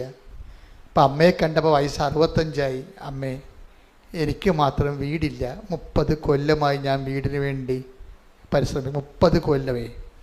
അമ്മ വേറെ ഒന്നും ചെയ്തില്ല, അപ്പം തന്നെ ആ ഫയലെടുത്ത് ഒപ്പിട്ട് ആ 1 മാസം തന്നെ വീടായി. അതെന്ത് പറയേണ്ട പോലെ പറഞ്ഞു കഴിഞ്ഞാൽ പെട്ടെന്ന് മനസ്സിലാവും. അയാൾക്ക് പറഞ്ഞിട്ടും തീരണില്ല ഈ സാക്ഷ്യം. കരകയാണ് നിന്ന് പറയുകയാണ്. അതുകൊണ്ട് അയാളുടെ പേരും ബാക്കി കിട്ടിയ വീടിൻ്റെ പേരും കൃപാസനം. അപ്പം അത് ചില സമയത്ത് നമ്മളിങ്ങനെ എങ്ങനെ ആഞ്ഞു തുഴഞ്ഞാലും കര പറ്റത്തില്ല. അതിനു വേണ്ടിയാണ് ദൈവം. അതുകൊണ്ടാണ് ദൈവം വചനത്തിലുള്ളത് not by merit but by grace. ചില സമയത്ത് മെറിറ്റ്, ഇപ്പോൾ 2 പെൺകുഞ്ഞുങ്ങളെയൊക്കെ വളർത്തി അതുങ്ങളെ മറ്റുള്ളവരുടെ കാര്യങ്ങളിൽ ഏൽപ്പിക്കണവരെ ഈ അപ്പം കിടന്ന് വിഷമിക്കുമ്പോൾ ചിലപ്പോൾ വീട് വെക്കാൻ പറ്റിയില്ല, മെറിറ്റില്ല. അയാളുടെ ജീവിതം അങ്ങനെയാണ്. അപ്പോൾ നമ്മുടെ പലരുടെയും ജീവിതത്തിൽ നമ്മുടെ കഴിവോ ബുദ്ധിയോ ആലോചനയോ കഴിവോ സ്വാധീനമോ കൊണ്ട് ചിലപ്പോൾ ജീവിതം തല്ലിപ്പൊട്ടിക്കാൻ പറ്റത്തില്ല. അങ്ങനെയുള്ളപ്പോൾ പറയേണ്ട പോലെ പറയണം. അതാണ് വിഷയം. അതൊക്കെ ശരിയാവും എന്നല്ല, ശരിയാകത്തില്ലെന്ന് ആദ്യമേ തന്നെ മനസ്സിൽ പിടിച്ചിട്ട് പറയണം എൻ്റെ അമ്മ എനിക്കത് ശരിയാക്കി തരും. അമ്മ ഈശോയോട് പറഞ്ഞിട്ട് അത് ശരിയാക്കി തരും. അല്ലെങ്കിൽ എനിക്ക് ഇനിയൊരു ബാല്യമില്ല, ഇനിയൊരു അംഗത്തിന് എനിക്ക് ബാല്യമില്ല, വയസ്സ് 65ആയി, ഇനി എന്ത് ചെയ്യാനാ? അതുകൊണ്ട് അമ്മ എന്നെ സഹായിക്കണം. അതിപ്പോൾ സത്യസന്ധമാണ്. അമ്മയുടെ മെറിറ്റ് അടിയറ വെച്ച് പറയുകയാണ്. ഈ not by merit but by grace എന്ന് പറയുമ്പോൾ ആദ്യമേ ചെയ്യുമ്പോൾ നിങ്ങൾ മെറിറ്റ് സറണ്ടർ ചെയ്യത്തില്ല. നിങ്ങൾക്ക് വരുന്ന ഒരു പ്രശ്നം അതാണ്. എനിക്ക് മനസ്സിലായി. ഇപ്പോഴത്തെ ആൾക്കാരെ കൗൺസിൽ ചെയ്തില്ലേ, അപ്പോൾ എനിക്ക് മനസ്സിലായിരിക്കണം ഉടമ്പടി വർക്ക് ചെയ്യണത് not by merit but by grace. എന്നുവെച്ചാൽ നിൻ്റെ കഴിവല്ല, എൻ്റെ കൃപ. അതാണ് എൻ്റെ അർത്ഥം. അതാണ് എഫെസ്യസ് 2, അതാണ് ഉടമ്പടി എന്ന് പറയണത്. പക്ഷേ എൻ്റെ പ്രോബ്ലം എന്ന് വെച്ച് കഴിഞ്ഞാൽ ചില ആൾക്കാർ ഈ നോട്ട് ബൈ മെറിറ്റ് എന്ന് പറഞ്ഞാൽ നിങ്ങൾ മെറിറ്റ് സറണ്ടർ ചെയ്യണം ആദ്യം. ബാഹുലേൻ ചെയ്ത അതാണ്.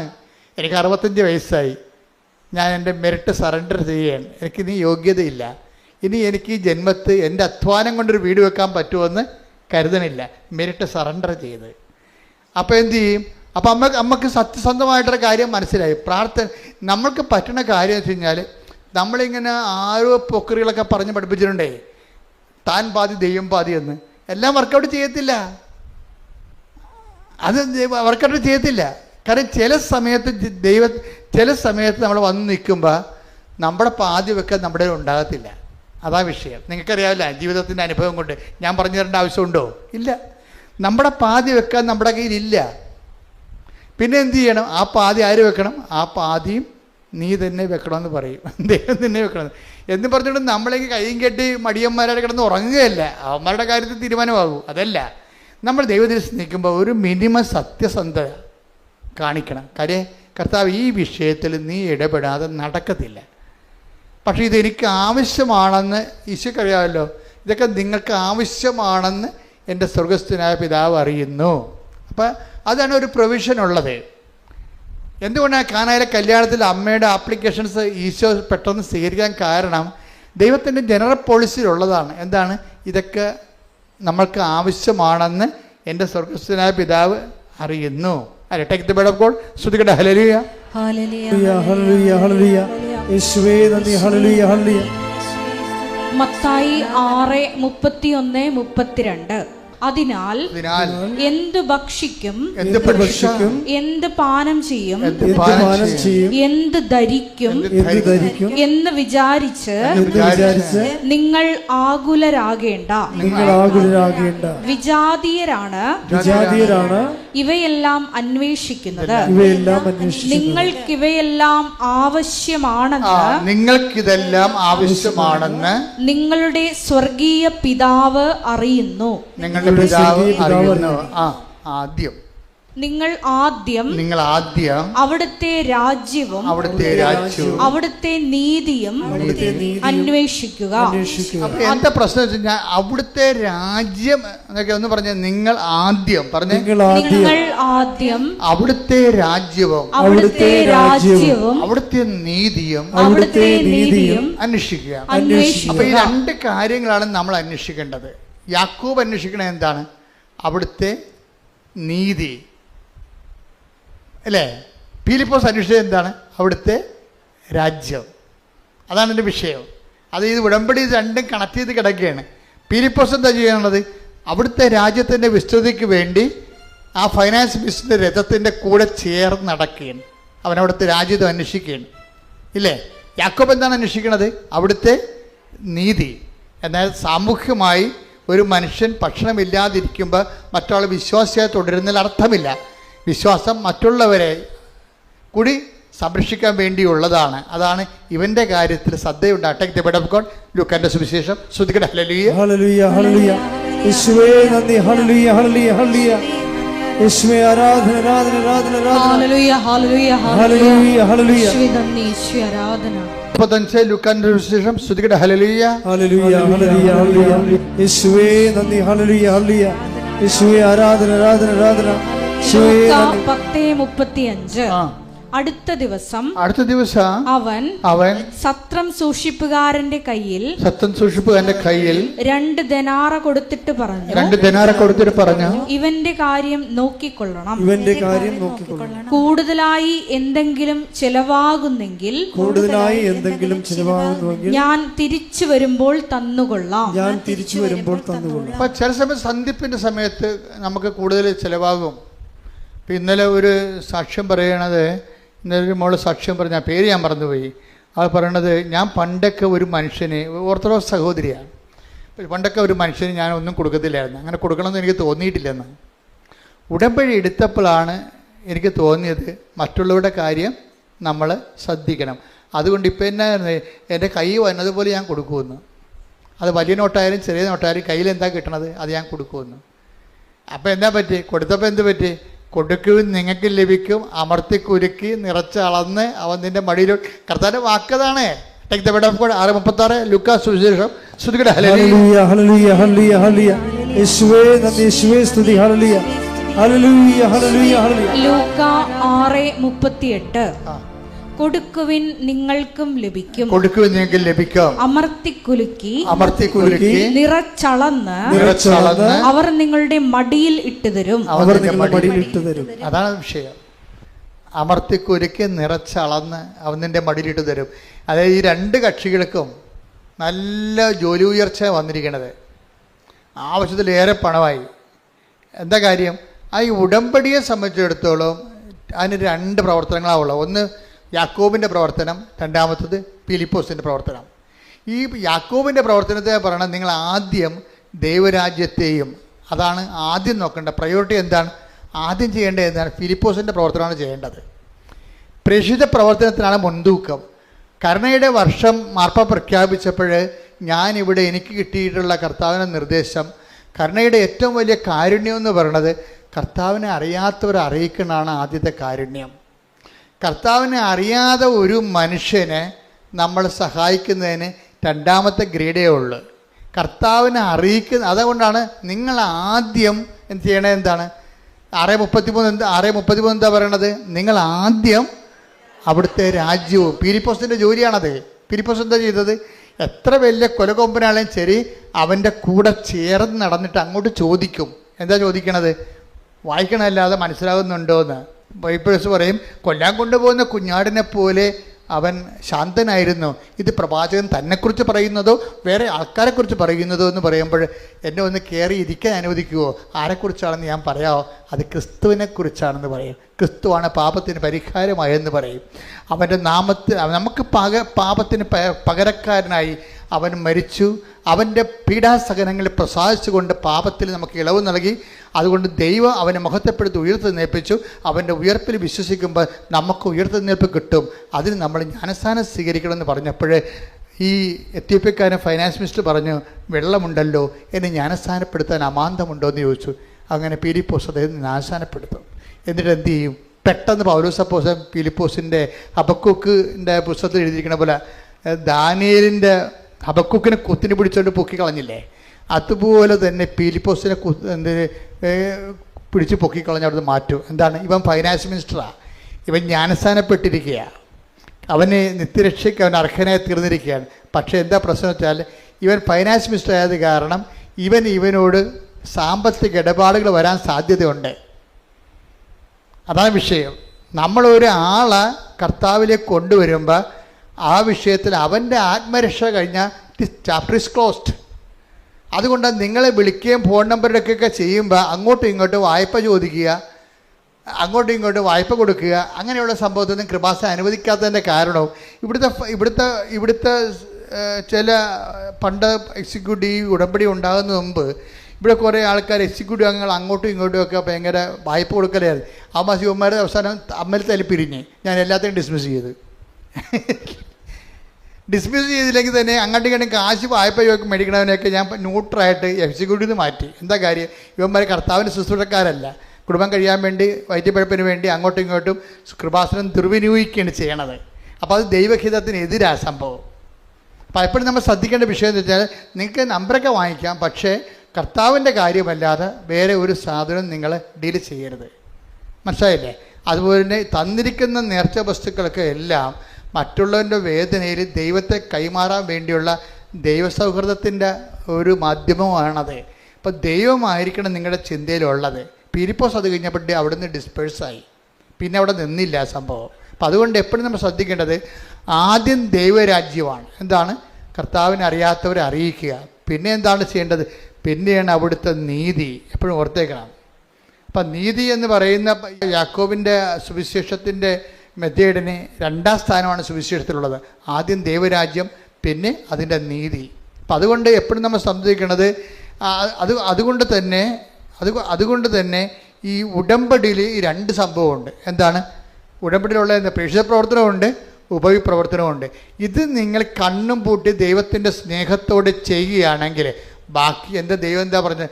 ബാക്കിയുള്ളത് ചേർത്ത് നൽകും. ഒന്ന് വായിച്ചേ ശ്രുതികട ഹല്ലേലൂയ ഹല്ലേലൂയ ഹല്ലേലൂയ ഹല്ലേലൂയ ഹല്ലേലൂയ.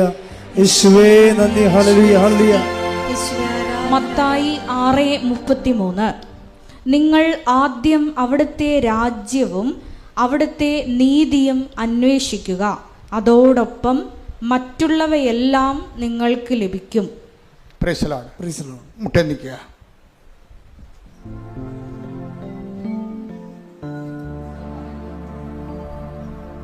നമുക്കൊരു പാട്ടുപാടി പ്രാർത്ഥിച്ച് സ്തുതിച്ച് ഹല്ലേലൂയ ഹല്ലേലൂയ ഹല്ലേലൂയ ഹല്ലേലൂയ ഹല്ലേലൂയ. മഹത്വം മഹത്വം ആരാധന ആരാധന ഹല്ലേലൂയ ഹല്ലേലൂയ യേശുവേ നന്ദി യേശുവേ ആരാധന ഹല്ലേലൂയ ഹല്ലേലൂയ മഹത്വം മഹത്വം ആരാധന ആരാധന ഹല്ലേലൂയ ഹല്ലേലൂയ ഹല്ലേലൂയ യേശുവേ നന്ദി യേശുവേ വചന സൗഖ്യത്തിന് വചന സന്ദേശത്തിന് നന്ദി പറയുന്നു രോഗസൗഖ്യ സന്ദേശങ്ങൾക്ക് നന്ദി പറയുന്നു ഹല്ലേലൂയ ഹല്ലേലൂയ മഹത്വം മഹത്വം യേശുവേ നന്ദി hallelujah hallelujah hallelujah hallelujah hallelujah hallelujah hallelujah hallelujah യേശുവേ ആരാധന ആരാധന ആരാധന ദൈവപിതാവേ മഹത്വം ദൈവപിതാവേ ആരാധന ഞങ്ങളുടെ ഇടയിലുള്ള അവിടുത്തെ സജീവ സാന്നിധ്യത്തിന് ആരാധന ഹല്ലേലൂയ ഹല്ലേലൂയ മഹത്വം മഹത്വം ആരാധന ആരാധന ഹല്ലേലൂയ യേശുവേ നന്ദി യേശുവേ ആരാധന ഹല്ലേലൂയ മഹത്വം മഹത്വം ഹല്ലേലൂയ ഹല്ലേലൂയ ഹല്ലേലൂയ ഹല്ലേലൂയ യേശുവേ ആരാധന ഹല്ലേലൂയ ഹല്ലേലൂയ എല്ലാവരും മുട്ടുന്നേ. കർത്താവ് ആശീർവദിക്കട്ടെ. ഒരിക്കൽ കൂടി മരിയൻ ഉടമ്പടിയിൽ സമർപ്പിച്ചിരിക്കുന്ന എല്ലാ വിഷയങ്ങളും ദൈവമാതാവിൻ്റെ മധ്യസ്ഥയിൽ ദിവ്യകാരുണ്യ സന്നിധിയിൽ നമുക്ക് സമർപ്പിച്ച് പ്രാർത്ഥിക്കാം. ഇന്നത്തെ ഉടമ്പടി ധ്യാനത്തിൻ്റെ വലിയ വചന വെളിപാടിന് നമുക്ക് നന്ദി പറയാം. നമ്മൾ ആദ്യം അന്വേഷിക്കേണ്ടത് അവിടുത്തെ രാജ്യമാണ്, ശേഷമാണ് നീതിയെക്കുറിച്ച് അന്വേഷിക്കേണ്ടതെന്ന്. ഫിലിപ്പോസിൻ്റെ പ്രേക്ഷിത ചൈതന്യത്തെ ദൈവരാജ്യ വികസനത്തോട് ഉപമിച്ചാണ് ബഹുമാനപ്പെട്ട അച്ഛൻ പറഞ്ഞത്. യാക്കോബിൻ്റെ പ്രവർത്തനങ്ങളെ ദൈവ നീതിയോട് തുലനപ്പെടുത്തിയും ഈശോയെ വലിയ വചന വെളിപാടിന് നന്ദി പറഞ്ഞുകൊണ്ട് നിന്റെ ദൈവരാജ്യ വികസനത്തിനായി ഞങ്ങളെ തിരഞ്ഞെടുത്ത് അഭിഷേകം ചെയ്യണമേ എന്ന് പ്രാർത്ഥിച്ചുകൊണ്ട് നമുക്ക് ശിരസ് നമിച്ച് ദിവ്യകാരുണ്യനാഥന്റെ ആശീർവാദം സ്വീകരിക്കാം. പരിശുദ്ധ പരമ ദിവ്യകാരുണ്യമേ,